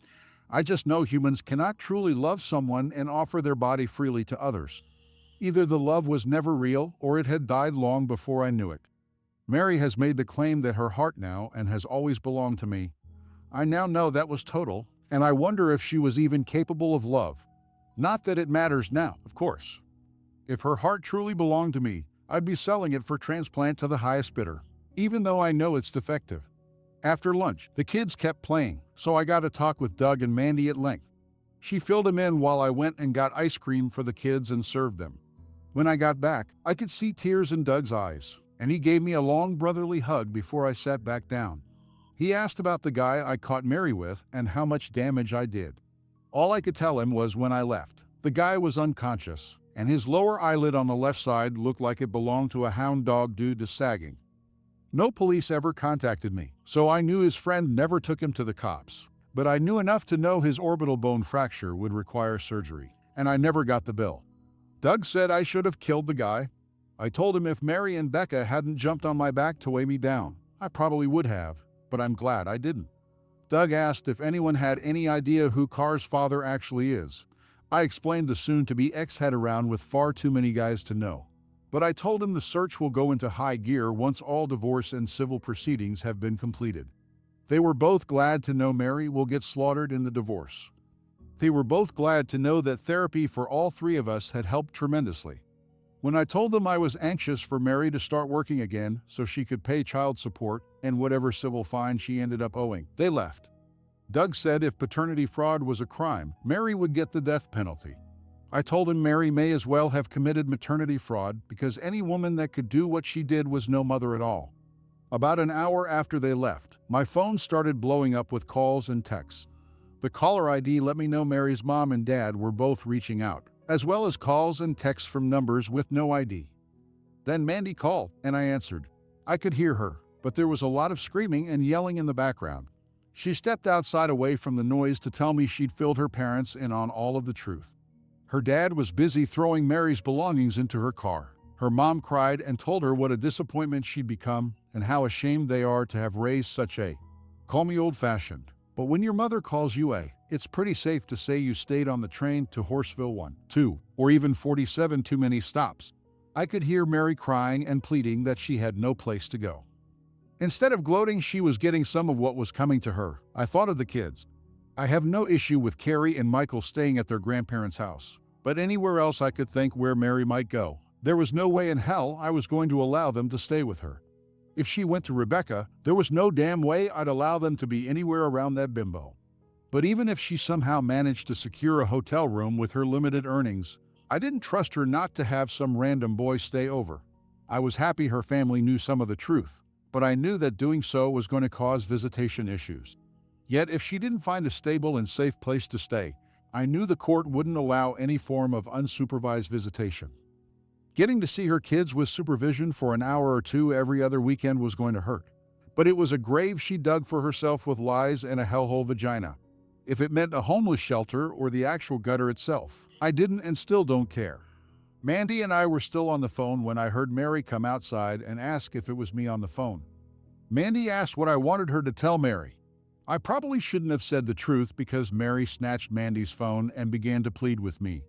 She asked why I was so intent on destroying her life. I simply replied because she destroyed mine. She urged I could have my life back if I just forgive her. I told her that life was over and never actually existed due to her lies. Again, she lied and swore she loved me. I told her in a not-so-eloquent way that the only thing she loved in this life was herself, and she insisted none of them meant anything to her. I told Mary they all meant more to her than me or her family's security, or she wouldn't have risked it all over and over. She asked why I had ratted her out to her sister and parents. I asked why she hadn't been honest with them about everything, especially about me not being Carr's father. She cursed at me and said I am her father. I cursed back and told her I'm Carr's dad and always will be, but she should have at the very least told her family the truth. She said that her parents were disowning her and kicking her out. I told her I'd heard, I was happy to hear, and I was going to do everything in my power to make things worse. She said she loves me and asked how I could be so cruel to someone that loves me. I told her she should have been asking herself that question 6 years ago. I told her I knew she felt regret simply because she was losing everything and now people are hearing the truth. But I explained what she did makes her worthy of being shunned as well as spoken ill of, and what she was experiencing from her family is what she, in fact, deserves. Hawthorne gave Scarlet Letters a bad name. She'd be a worthy candidate. 3 days later, Nadia called and said Mary's attorney called to try and set up another time to meet together. We set that meeting up for last Friday at Nadia's office. Needless to say, I didn't want to see her talk to her, but I knew being essentially homeless would have implications on judicial custody decisions. As soon as we sat down together, her lawyer informed me that Mary had been living in her car since her parents kicked her out. I asked why she didn't stay at Rebecca's since to help get her into her situation. Mary didn't respond. Mary asked instead if there was any way I'd let her come home or if we could do marriage counseling. I told her she needed to ask her parents if she could come home. The house I and her children lived in was off limits to hussies, hoes, and harlots. She and Becca were to stay far away. As far as marriage counseling went, she was free to try it with whomever was stupid enough to marry her next. But I was certain she could never be faithful to anyone after living like a total for so long. Her lawyer objected to my language and the harshness of my words. I told him he was a money-grubbing just for representing and asked if she was paying her legal bills via OnlyFans or just blowing him. Nadia put her hand on my shoulder to calm things down and asked if we could all be more civil. I asked to take a break because I'd already loaded my next verbal salvo, and I needed to let off some steam. We took a 20-minute break, and I went out to my car just to get away from everyone. I thought about writing "Home Sweet Home" with my key on the hood of Mary's car. But I knew I was on camera and I was already dealing with enough lawyers. I could see fast food garbage on the passenger side and piles of clothes in the back seat. Living the nightmare, that's what she'd done to her life and mine. I'm trying with the help of a professional to let go of the hate, but I saw no reason to treat her with one molecule of respect or decency. Everything about her was indecent, and I was so fast when she asked that I thought I'd get whiplash. But she kicked me under the table to let me know she had everything under control. Her lawyer immediately said Mary would only see a therapist of her choosing, regardless of who paid for it. Nadia indicated it was fine, but that some therapy might help her process her emotions to be a better mother in the future. I still thought Nadia had lost her mind proposing such a thing, but let her keep talking. Her counsel insisted they would talk about it and give us an answer in the future. My lawyer stated that, in spite of being opposing counsel, as a woman, she wanted to ensure that any women involved in cases she was involved in got the help they need. I won't lie, the way she said it was so convincing, I seriously thought my own legal representative had turned on me. Mary asked if we could do counseling as a family unit. That time I kicked Nadia under the table to tell her there was no way in hell I'd agree to that. Nadia kicked me back before telling them if Mary went to several sessions and the therapist thought it would be beneficial, we might. I knew Nadia had a reason to be proposing what she did. Just wish she'd filled me in ahead of time. I knew I'd learn what the goal of her tactics were later, but I was perplexed until the meeting was over. I asked Mary if what she is now going through was worth all the cheap, meaningless sex with strangers. I seriously wanted to know if being able to mess around for years was worth losing at all. I pointed out she had to enjoy what she was doing, or she wouldn't have kept doing it. I really wanted to know if those experiences were worth losing a loving husband and custody of her children. She began to weep what looked like sincere tears before telling me no. I asked if she felt any actual shame. I knew she felt tons of regret, if for nothing else getting caught. But I wanted to know if she felt ashamed for people to eventually know every deviant detail of her tawdry escapades. She claimed she very much did, especially now that her family knew. I asked if she really thought she could hide the truth from her family forever. She said she hoped to keep it all from getting out at least until she started back to work and got a place of her own. But she knew it would come out eventually. She apologized for hurting me and claimed she never ever wanted to do that. I told her she didn't hurt me. She destroyed me. I told her every single day, all day long, I feel pain. It's in my soul, but I can feel it in my joints, my muscles, but Advil brings no relief. My heart is so broken that when she poisoned my soul, it seeped into my appendages. On a good day, I feel numb. On a bad day, the tension fills my body. Depression causes physical aching sometimes, and some days I wake up feeling sore for no reason. She cried hearing me express the pain her actions were making me endure. I told her to tell me what I ever did to justify her betraying me so thoroughly and cruelly. She just cried harder. I asked her what she thought she deserved from me in life after the things she'd done, not what she wanted, what she thought should happen to someone who literally threw her life away. She began to bawl. I was sick of the tears and lack of answers. I was done. The meeting ended with Mary's lawyer trying to get her out of the office as she repeatedly asked me to forgive her. I kept telling her to go home and drive her home somewhere else because we were done talking. When they finally got off the premises, I made Nadia explain why she'd proposed I pay for Mary to see a shrink. She explained doing so would be seen as a favorable act by the court, but Mary was clearly unstable and not coping with life very well. If a professional recommended or insisted she needed to be hospitalized for her own good, well, say, in a distraught state, It is very easy to get yourself institutionalized, at least overnight. Allowing her to see a professional might get her some help, but it also might help us when they see how frazzled she's become. She deceived me for more than 6 years about my entire life. I feel no guilt in not revealing my true intentions of why I actually want her to see a shrink.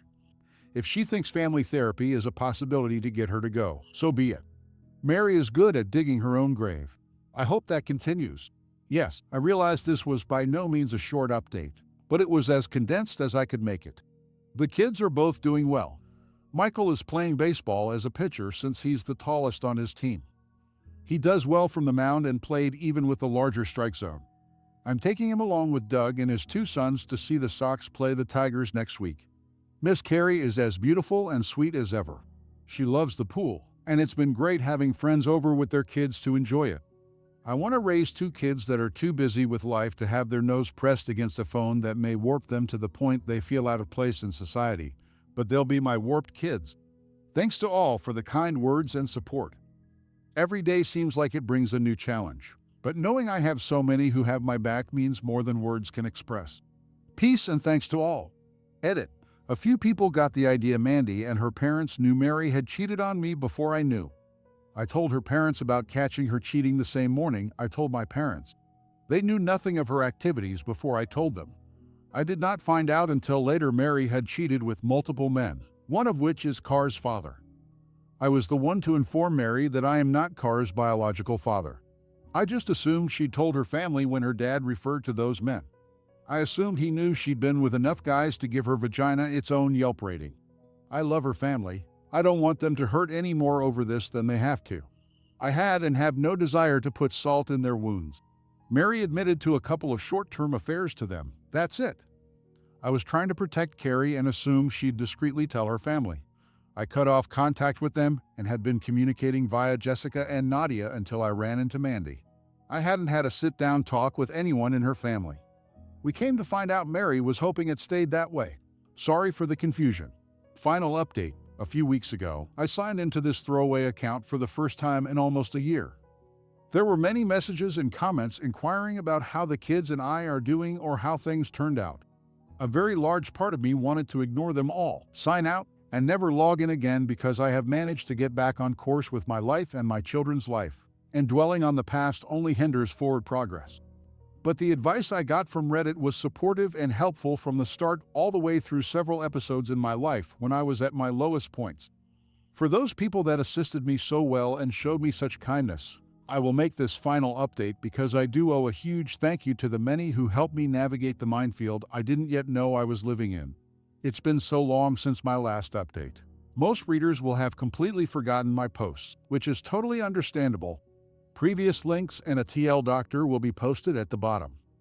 This will be a long read, and for that, I do apologize, but much time has passed, and many events have occurred to the point where this can't be explained in 2 or 3 paragraphs.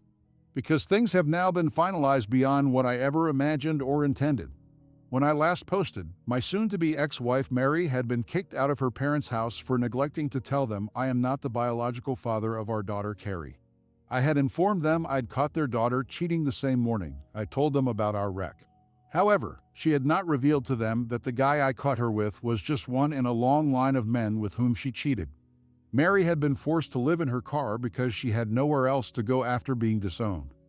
Meanwhile, I was in the process of attempting to legally adopt Carrie after having the court adjudicate I am not her biological father. And my attorney Nadia was attempting to get Mary to see a mental health professional of her choosing in the hopes it might benefit me.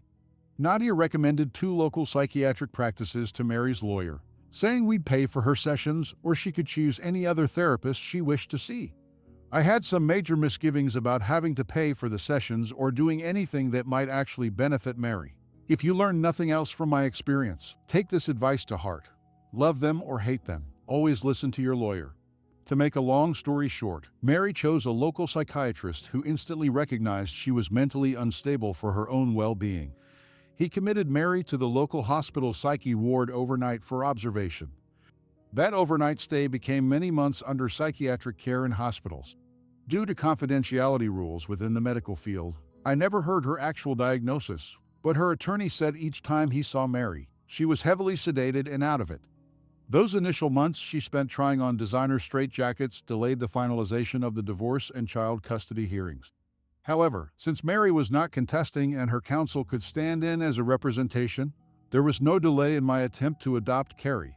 As sad as everything had recently been for me in my life, hearing that Judge questioned Carrie and listening to her responses made me so unbelievably happy. Carrie didn't know she had ever been declared not my daughter by the court at my behest, so it seemed funny to her for the judge to ask if she wanted me to be her daddy. I was so proud of her, though she couldn't understand why. She was just happy when I told her I loved her as she hugged me as her adopted father for the first time. I was glad Michael was also there, but even more grateful Mary wasn't. Neither Michael nor Carrie really had any understanding of what the hearing was about. But Carrie is now legally my daughter, even if we share no DNA. When I saw Mary cheating, it instantly removed all love I ever had for her. Until I was able to reunite with Carrie, I was so afraid that because of what her mother did, I would lose all love for her as well or resent her. To still feel that love I always had for her again was such a relief. I would not have been in the wrong if I couldn't get past that, no matter what anyone wants to say. If paternity matters enough to the legal system to force a man to pay for a child that is his, it also matters enough for a man to not be able to accept a child that isn't.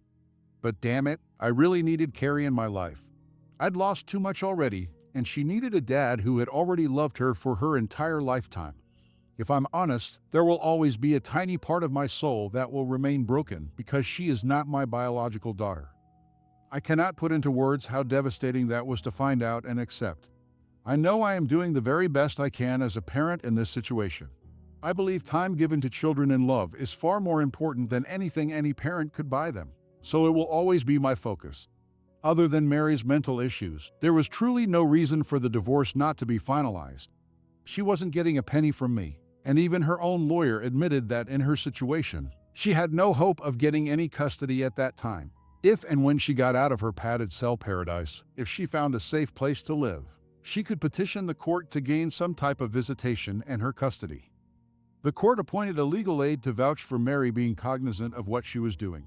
Her lawyer got her to sign the divorce papers with witnesses and had them notarized.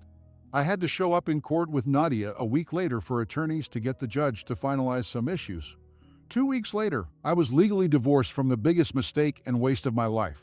I should have been happy about that, and I was. Signing the papers was the symbolic nail in the coffin to our marriage, yet it all felt anticlimactic somehow. It amazed me how well Mary's family stuck to their guns in regard to disowning her after they found out everything she'd done. I'm sure some of that was due to wanting to stay on my good side so they could visit with the kids. Even though her parents and sister knew she was in the psyche ward, they never even attempted a visit, nor did I, obviously. But it was apparent from the times I talked to her parents how disgusted they were by their daughter's depravity. They were embarrassed for people to know what a mess their daughter had been.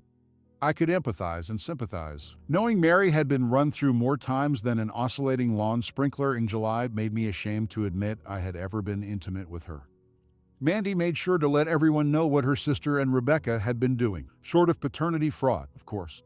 Between social media and face-to-face conversations with friends, word got out about their years of cheating and sexual immorality, and they all made plans to give her hell if they ever encountered her again. It was slightly humiliating for me, having everyone know how foolishly trusting I had been. At the end of the day, in a relationship, you either trust or you don't, and she'd never given me a single reason not to trust. It wasn't until a few months before I caught her that I even considered she could ever cheat. In hindsight, a few red flags were missed, but she covered her tracks well. I should have put an end to the girls' nights out, obviously, once her depression subsided, just out of principle. But that night she stayed out all night was the first and only time that had ever happened. Before, she'd call if she was going to be 15 minutes late, which was extremely rare. I was actually worried because that was so unlike her, and I wanted to make sure she was safe. I know many people probably think I'm an idiot or blind for not knowing for so long. By keeping things strictly sexual and limiting the number of encounters with each man, she never developed any trails to follow. She wasn't glued to her phone or protective of it. I never felt the desire to snoop. She portrayed herself to be the beautiful, loving wife and mother. I wasn't the only one who was deceived. Many friends have told me face to face they were shocked to know she was cheating and would have told me if they'd known. They had no idea any more than I did. If Mary had worn a dress with no panties on a windy day, and everyone within 40 ft of her could hear the ocean, that would have been obvious to me and everyone else. But everything she represented herself to be to everyone was a total lie. They wanted nothing to do with her, and nobody cared if she was kept in the ward the rest of her life. The only problem with no one having any contact with Mary was that it left us blindsided. Nobody alerted us when they decided to let her out. Laws prevented the hospital from letting us know due to patient confidentiality. I have no idea if she just convinced the doctor she was okay, or if they just felt like they had done all they could do to help her. But they released her on a Tuesday just before noon. She somehow made her way from the hospital to her car, which was parked at her lawyer's office behind his home. From there, she took her car and drove to the kids' school. When she was informed that she couldn't see or check the kids out of school, she made enough of a scene that the school called me. I told them to call the police and that I would be there as fast as I could. On the way to my car, I called Mandy to let her know her baby sister was no longer using her Airbnb accommodations on Insanity Island. I told her I had no idea if she'd been released or escaped, but I'd find out when I got to the school. She said she'd call her parents, my parents, and Doug to let them know what was going on and to keep them posted. By the time I got there, 2 cop cars and an ambulance were parked out front with lights flashing. I pulled into a parking spot, got out, and headed toward the closest officer. After identifying myself as the ex-husband, he directed me through a side door, which ended up being the school cafeteria. I was relieved to learn no one had alerted Michael or Carrie to the drama in the front office, and school had not recessed. The police had Mary seated at a cafeteria table, and she tried to stand when she saw me, demanding to see her children. They kept her from approaching me, and I asked if they had checked with the hospital mental health ward to see if they had released her. The police informed me that while the hospital couldn't release certain information without a warrant, they had released her under her own cognition. Mary started crying and demanded to see her children. I told the cop I had full custody, and there was no way in hell they were seeing her in such a frantic, emotional state. She yelled at me that she wanted to see her children yet again. I told her to go have her lawyer file paperwork for visitation.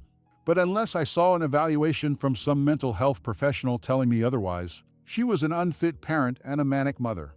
She said the kids are the only 2 people alive that still have any love left for her. I told her that was probably true, but they're just kids, and they don't know any better. The cop laughed, then managed to regain his composure. She tried to come at me. He held her back. She said she hadn't seen her children in months, and that they were the only thing that got her through her time in lobotomy land. I explained I really didn't give a damn about her struggle to cope with the consequences of her own actions. But there was no way in hell I was subjecting our children to her lies and drama that day. I told the cop I wanted to file a restraining order on her to stay the hell away from me and the kids. He agreed to file the initial paperwork on my behest, but that a judge would have to determine if one was needed and sign it. He then explained to Mary since I was not going to allow her to see the kids. They had already talked to the principal of the school. She needed to leave immediately and not come back onto the premises until she could show a court order granting her partial custody. To my surprise, she didn't make an even bigger scene. I guess she realized nothing she could do at that moment would get her what she wanted. She grabbed her purse and keys before being escorted by an officer to her car. She got in and drove away while the other cop and I filled out the row form on his tablet and talked with the principal. Soon enough, the kids got out of school for us to pass by pulling out and then losing us. She assured me the evidence would be submitted to the case judge, and I should hear I've been granted the restraining order sooner than later. In 2 days while I was at work, I got a call from the police saying the restraining order had been filed and served that morning. They told me she was to stay 200 yards away from me and the children at all times. She was forbidden from contacting me or the kids in any possible way except via her attorney to my attorney. I was directed to immediately call the police if she did anything to break the R. I felt some relief that at least I had the law on my side, but I fully expected her to ignore the restraining order by trying to contact me or the kids. To my surprise, nobody heard anything from Mary. Her sister said she had not tried to contact her or her parents. I fully expected her to seek out some type of free legal assistance to file for partial custody, but no one ever contacted Nadia.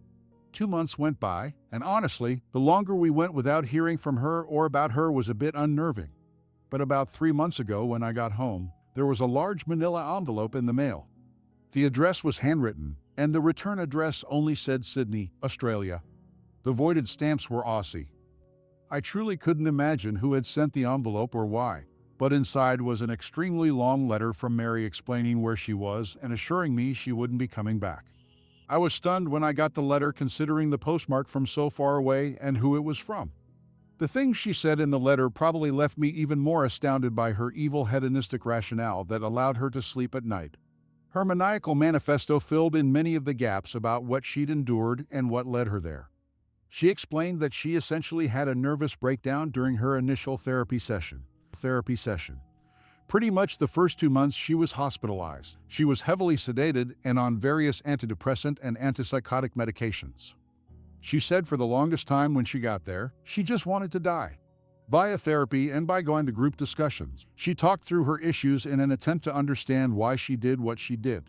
She said the other patients in the group discussions kept looking at her like she was a complete dumbass for throwing everything away. They'd come from broken homes, abusive relationships, backgrounds with substance abuse and violence. Her life had been as easy as pea compared to their life struggles. When it finally clicked in her warped little mind how badly she'd screwed up, and that none of her old life was coming back, she had another breakdown. Her first breakdown was due to facing her past, the second due to facing her future or lack thereof. She went on to explain her feelings of loss and heartache in some half-ass attempt for sympathy. Mary had the audacity to claim that the morning I caught her cheating, what upset her was knowing I instantly didn't love her anymore and never would again. She claimed over the years, whenever she felt guilt for what she was doing, she rationalized it by telling herself I wouldn't love her if I knew what she was doing, and she wanted me to always love her. She was right. It instantly killed all love I ever had for her the moment I saw her naked with another man. She said to know I truly no longer loved her broke her heart because despite all that she did, she still loved me. She swore just because she'd had sex with all those men didn't mean she ever loved me any less. I'd hate to know how she would have treated me if she'd hated my guts. She had the audacity to call me her best friend and soulmate. She had no desire to have any romantic connection with anyone but me. She said having men openly tell her they wanted to do nothing more than her brains out and giving herself over to her primal instincts without a care in the world about consequences was such a rush. She confessed that after cheating a few times, Becca convinced her humans were never meant to be monogamous. She said she would have been more than willing to allow me to have sex with other women, but she knew I'd never want that. She said being able to hook up with some guy she met at the store and be home to make dinner made being just a mom and wife feel less hopeless and mundane. She tried to quantify that I somehow benefited from her having other sexual partners because it taught her to be a better lover when she was with me. I would have far preferred a completely dead bedroom than being married to a wannabe sorority with a stamp of the word next and an arrow pointing down. And what kind of guy would stick his dick inside any woman that gave it up that easily? Those guys are just worthless. Horse 2 next time, go break one off instead of helping to break up a family. Call me old-fashioned, and I'm sure a lot of people that have read my story have called me that and far worse. But if you feel you need to explore your sexuality and be wild, that is your decision. You are completely entitled to do it. It seems today very few don't live their lives that way. But the time to explore and hook up is long before you have children. The time to do that is way before you marry. And it's sure as hell long before you reach the point of cheating on your husband with so many men you give birth to some stranger's child and tell your husband he's the father. However, if by going out, being wild, and exploring your sexuality turns you into someone or something only the most heart of desperate man would ever consider making a commitment to, so be it. If at any point while we were dating Mary had told me she needed to break up so she could go get pipe laid by random plumbers she just met, I would have been totally fine with it. That would have told me she lacked the morality, loyalty, and trustworthiness I wanted in a wife. If she'd revealed who and what she was when we were dating, it all could have been avoided. I would not have cared one iota who or how many men she had sex with as long as I wasn't one of them. She was either always unworthy of my time and love or became unworthy via her unforgivable, filthy actions. But just as she can't unfuck all those men, I can't go back in time and keep her out of my life. Words be damned, her actions have proved she is unworthy of anyone's time and certainly not love. She will end up a last call lay at some dive bar down under, allowing anyone drunk enough to still find her attractive to get their rocks off for 15 minutes of companionship. She wrote how much it broke her heart to get the petition notice that I was having my name removed from Carrie's birth certificate. Mary said she understood I couldn't even stand to look at her anymore after what she'd done. And our daughter was just a reminder of that. She claimed what hurt her even more was when she got my petition to adopt Carrie as my daughter, because it showed her even though I could never give her a second chance. I had enough love in my heart to give a second chance to the very product of her infidelity. She said she struggled with feelings of being jealous of Carrie. Knowing her kids would grow up receiving all the amenities she took for granted killed her. Frankly, her words spoke volumes about how truly self-centered she is. She couldn't think of me and put me first. She couldn't even do that with her own children. Yet she hated knowing huge moments of her kids' lives would happen without her around to see them. She imagined pictures shared on social media reminding her of what she was missing and feeling like she'd been stabbed through the heart. She explained that when she was released after the events at the school that day, she went around that night trying to reconnect with old friends. The few people that would speak to her were very direct in what they thought of her, and they wanted nothing to do with her. Most acted as if they didn't know her and just ignored her. A few warned her if they ever found out she'd been with their husband or boyfriend, God help her. But she realized her hometown had been poisoned against her. Her former boss and many co-workers knew, so there was no going back to her job. The other driver's auto insurance had given her a decent check each month to live on until she was locked away. She had to stop going to physical therapy, and the insurance company considered the matter of the accident and her injuries a closed case. She had no money. Getting a job close enough to potentially see the kids wasn't happening quickly, and she had to survive on her own. She pawned a few items to get by while she looked for jobs online, and that's when she said she met some guy from Australia online. It seems they chatted back and forth over the course of a few days, and he invited her for a visit. She'd already been seriously thinking of cashing in her 401k, but was scared about paying the huge tax penalty at the end of the year. The invite to Australia was all it took for her to cash in the only chips she had. She said he's a really nice guy and has a son that needs a mom. Poor kid is getting Joan Crawford for a mom, and he's getting Amber Heard for his wife. It's safe to say he has no idea what she's done and what she's capable of. She's his problem now. She'll become an Australian citizen, won't have to pay the IRS, and she will never be my problem again. It was the last contact she made and will hopefully be the final contact she ever makes with me again. Fingers crossed. Part of me thinks she heard Australia was founded as a penal colony and thought they said penile. But if it keeps that crazy hooker down under and out of my hair, she can do whatever she wants. I hate to be so flippant because I do sympathize with the citizens of Australia as yet another venomous species becomes endemic to their ecosystem. But these are the ignominies you have to face as a people for mocking planetary gravity generation after generation. Yes, I'm giddy that she's gone, and I have every right to be, but Australia sincerely, thoughts and prayers. You all may want to get some of those guns back between providing antipsychotic medication and treating STDs. She may bankrupt your entire socialized medical system. Obviously, I hope she stays away, but a potential arrest upon return for tax evasion with a punishment being time served in federal prison will hopefully seal the deal. My therapist has helped me quite a bit, especially dealing with anger, though I'm sure no one reading this could tell. My therapist and I came to an epiphany during one heated session. For the longest time, I was far angrier at myself than I was angry at Mary. People talk about forgiveness and how it sets a person free. I had so much anger built up inside. I just assumed 100% of it was directed toward Mary. Nope, it turns out despite her flaws and missteps, I held myself to a higher ethical standard. I was beating myself up with self-loathing because I couldn't believe I'd chosen so poorly. Yes, Mary was the deceitful lying, but at the end of the day, I chose that and my own life up. I can say without a doubt I would be much better off having never loved Mary, and that Lord Alfred Tennyson was an idiot. Lots of people asked about Rebecca.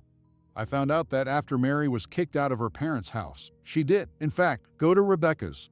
Apparently, my ex thought Becca owed her a place to stay at the very least after contributing to our marriage failing. Rebecca seemed to feel like all she had done was to enable Mary to do what she actually wanted to do and didn't owe her a damn thing. It's an interesting debate topic, one which apparently got heated. I have no idea who won, but that friendship ended with a lot of hair pulling, profanity, and punching. Either way, word got out Rebecca had been involved in destroying my marriage, and things got rough for her.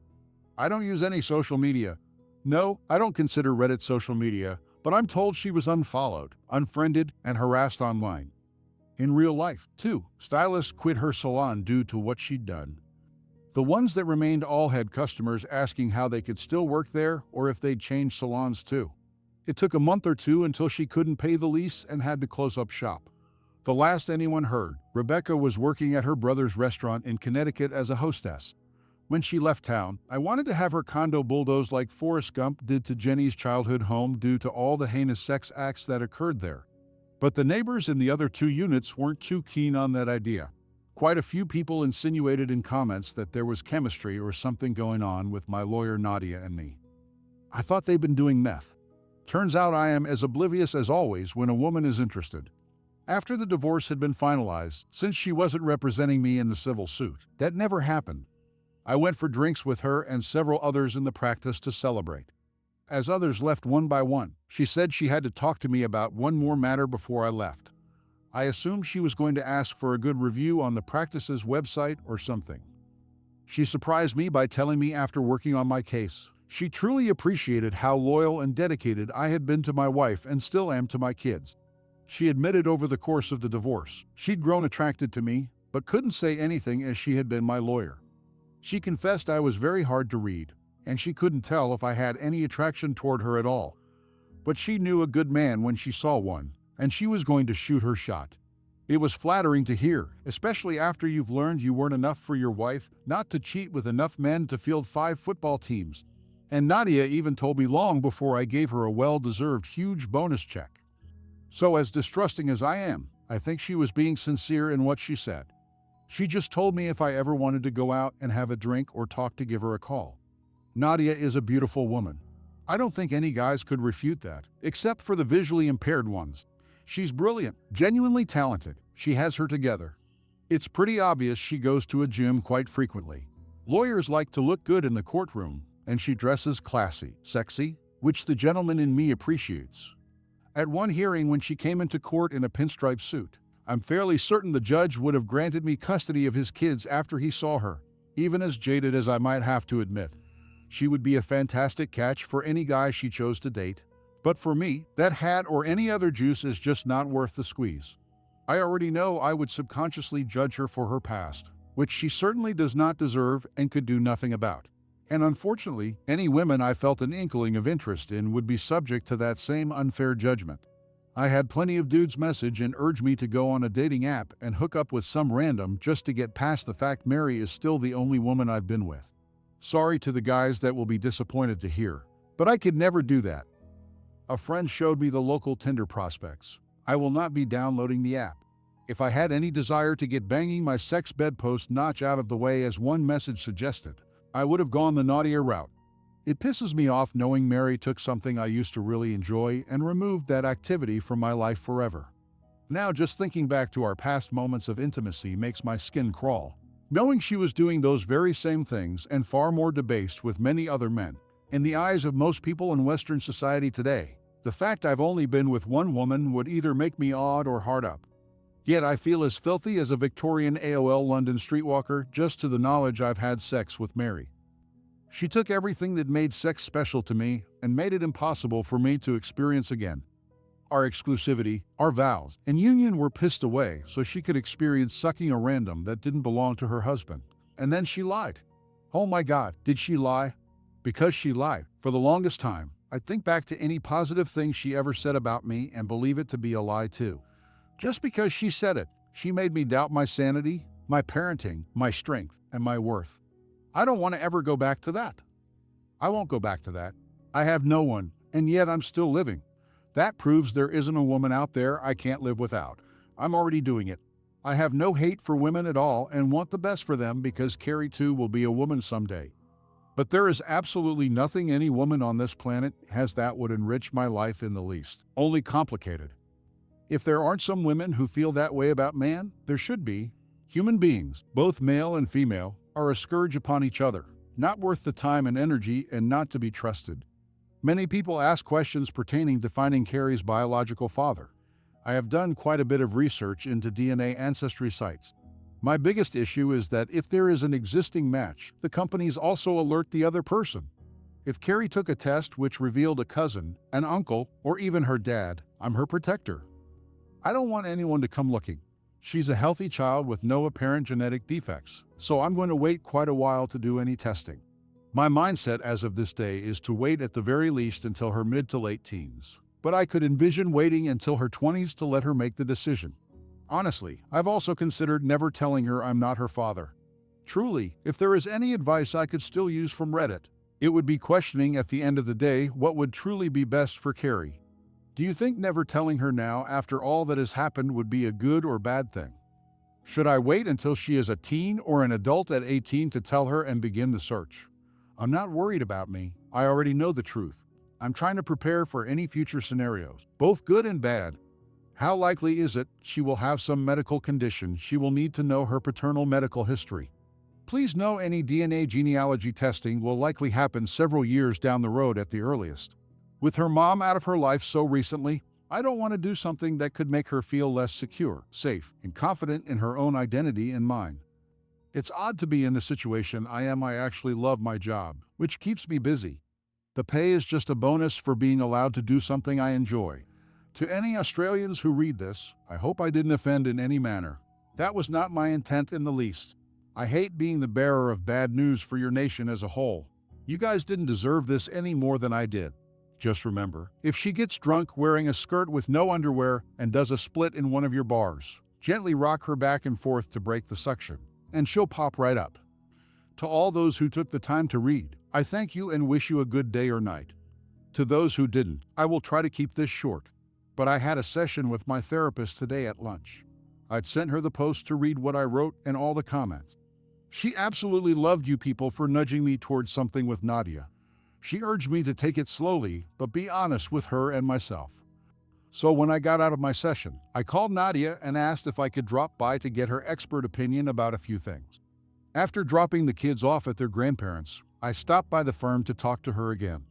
I have no game because I never had to develop one. I don't know how to flirt. I'm just me. All I have is kindness, humor, and sincerity.